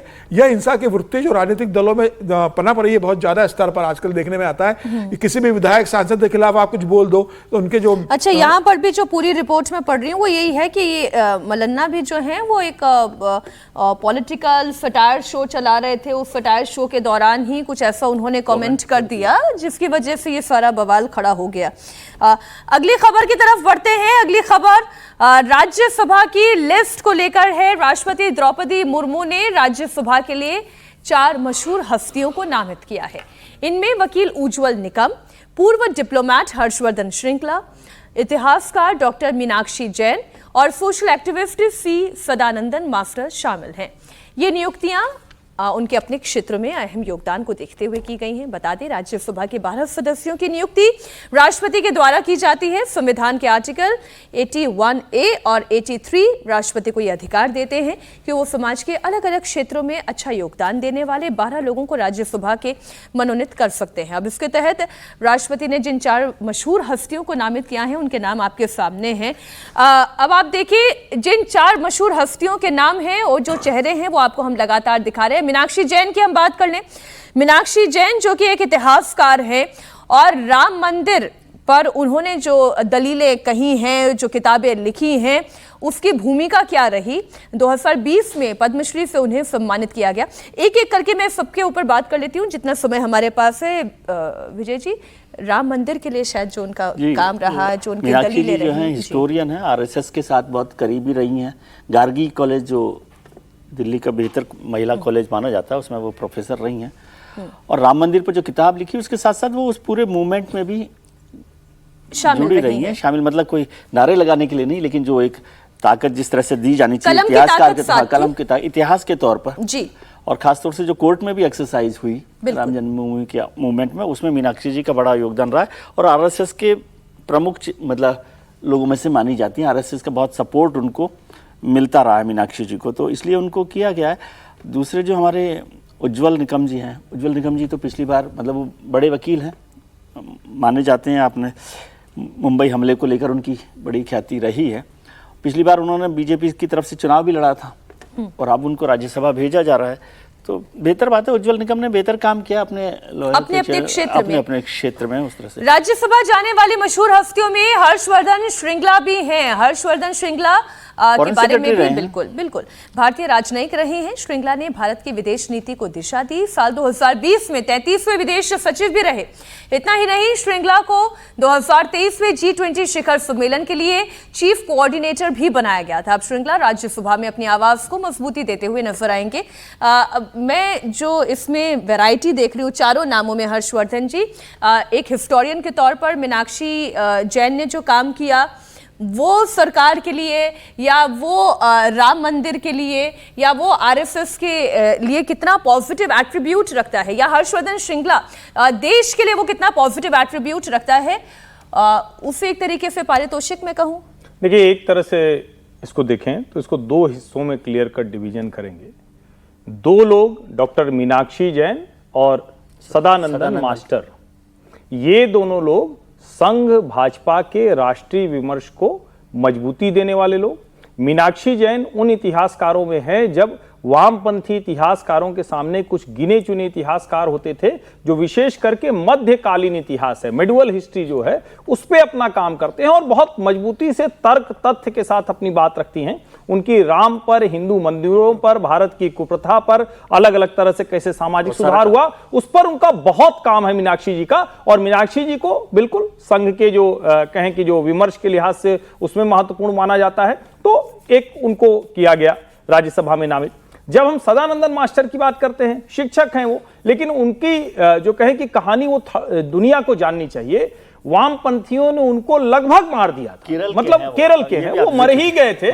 उनके दोनों पांव वो कट गए। भारतीय जनता पार्टी उनको अपना प्रत्याशी बनाती रही, वो हार गए। नरेंद्र मोदी उनके लिए प्रचार करने गए थे उनकी विधानसभा में। उनका महत्व तो इससे समझिए, वो सदानंदन मास्टर। अब दूसरा हिस्सा कौन सा है? दूसरा वो हिस्सा जिसमें भारतीय जनता पार्टी को लगता है कि वो लोग जो पॉलिटिकल नहीं है, वो लोग जो वैचारिक नहीं है। अब ये दोनों लोग कोई वैचारिक नहीं है, हर्षवर्धन श्रृंगला और उज्जवल निकम, ये वैचारिक नहीं है। लेकिन एक कसाब को फांसी दिलाने वाला पब्लिक प्रोसिक्यूटर, एक हर्षवर्धन श्रृंगला जो लंबे समय से नरेंद्र मोदी का जो जिसको हम फॉरेन आउटरीच कहते हैं, उस प्रोग्राम को देखने वाला। लेकिन एक मुझे थोड़ा सा, वैसे तो मोदी जी ने निश्चित तौर पर ये चारों नाम किए हैं तो इसमें कोई उंगली रखने जैसा नहीं है, लेकिन उज्जवल निकम को अभी आपने लोकसभा लड़ाया था, लोकसभा वो हार गए।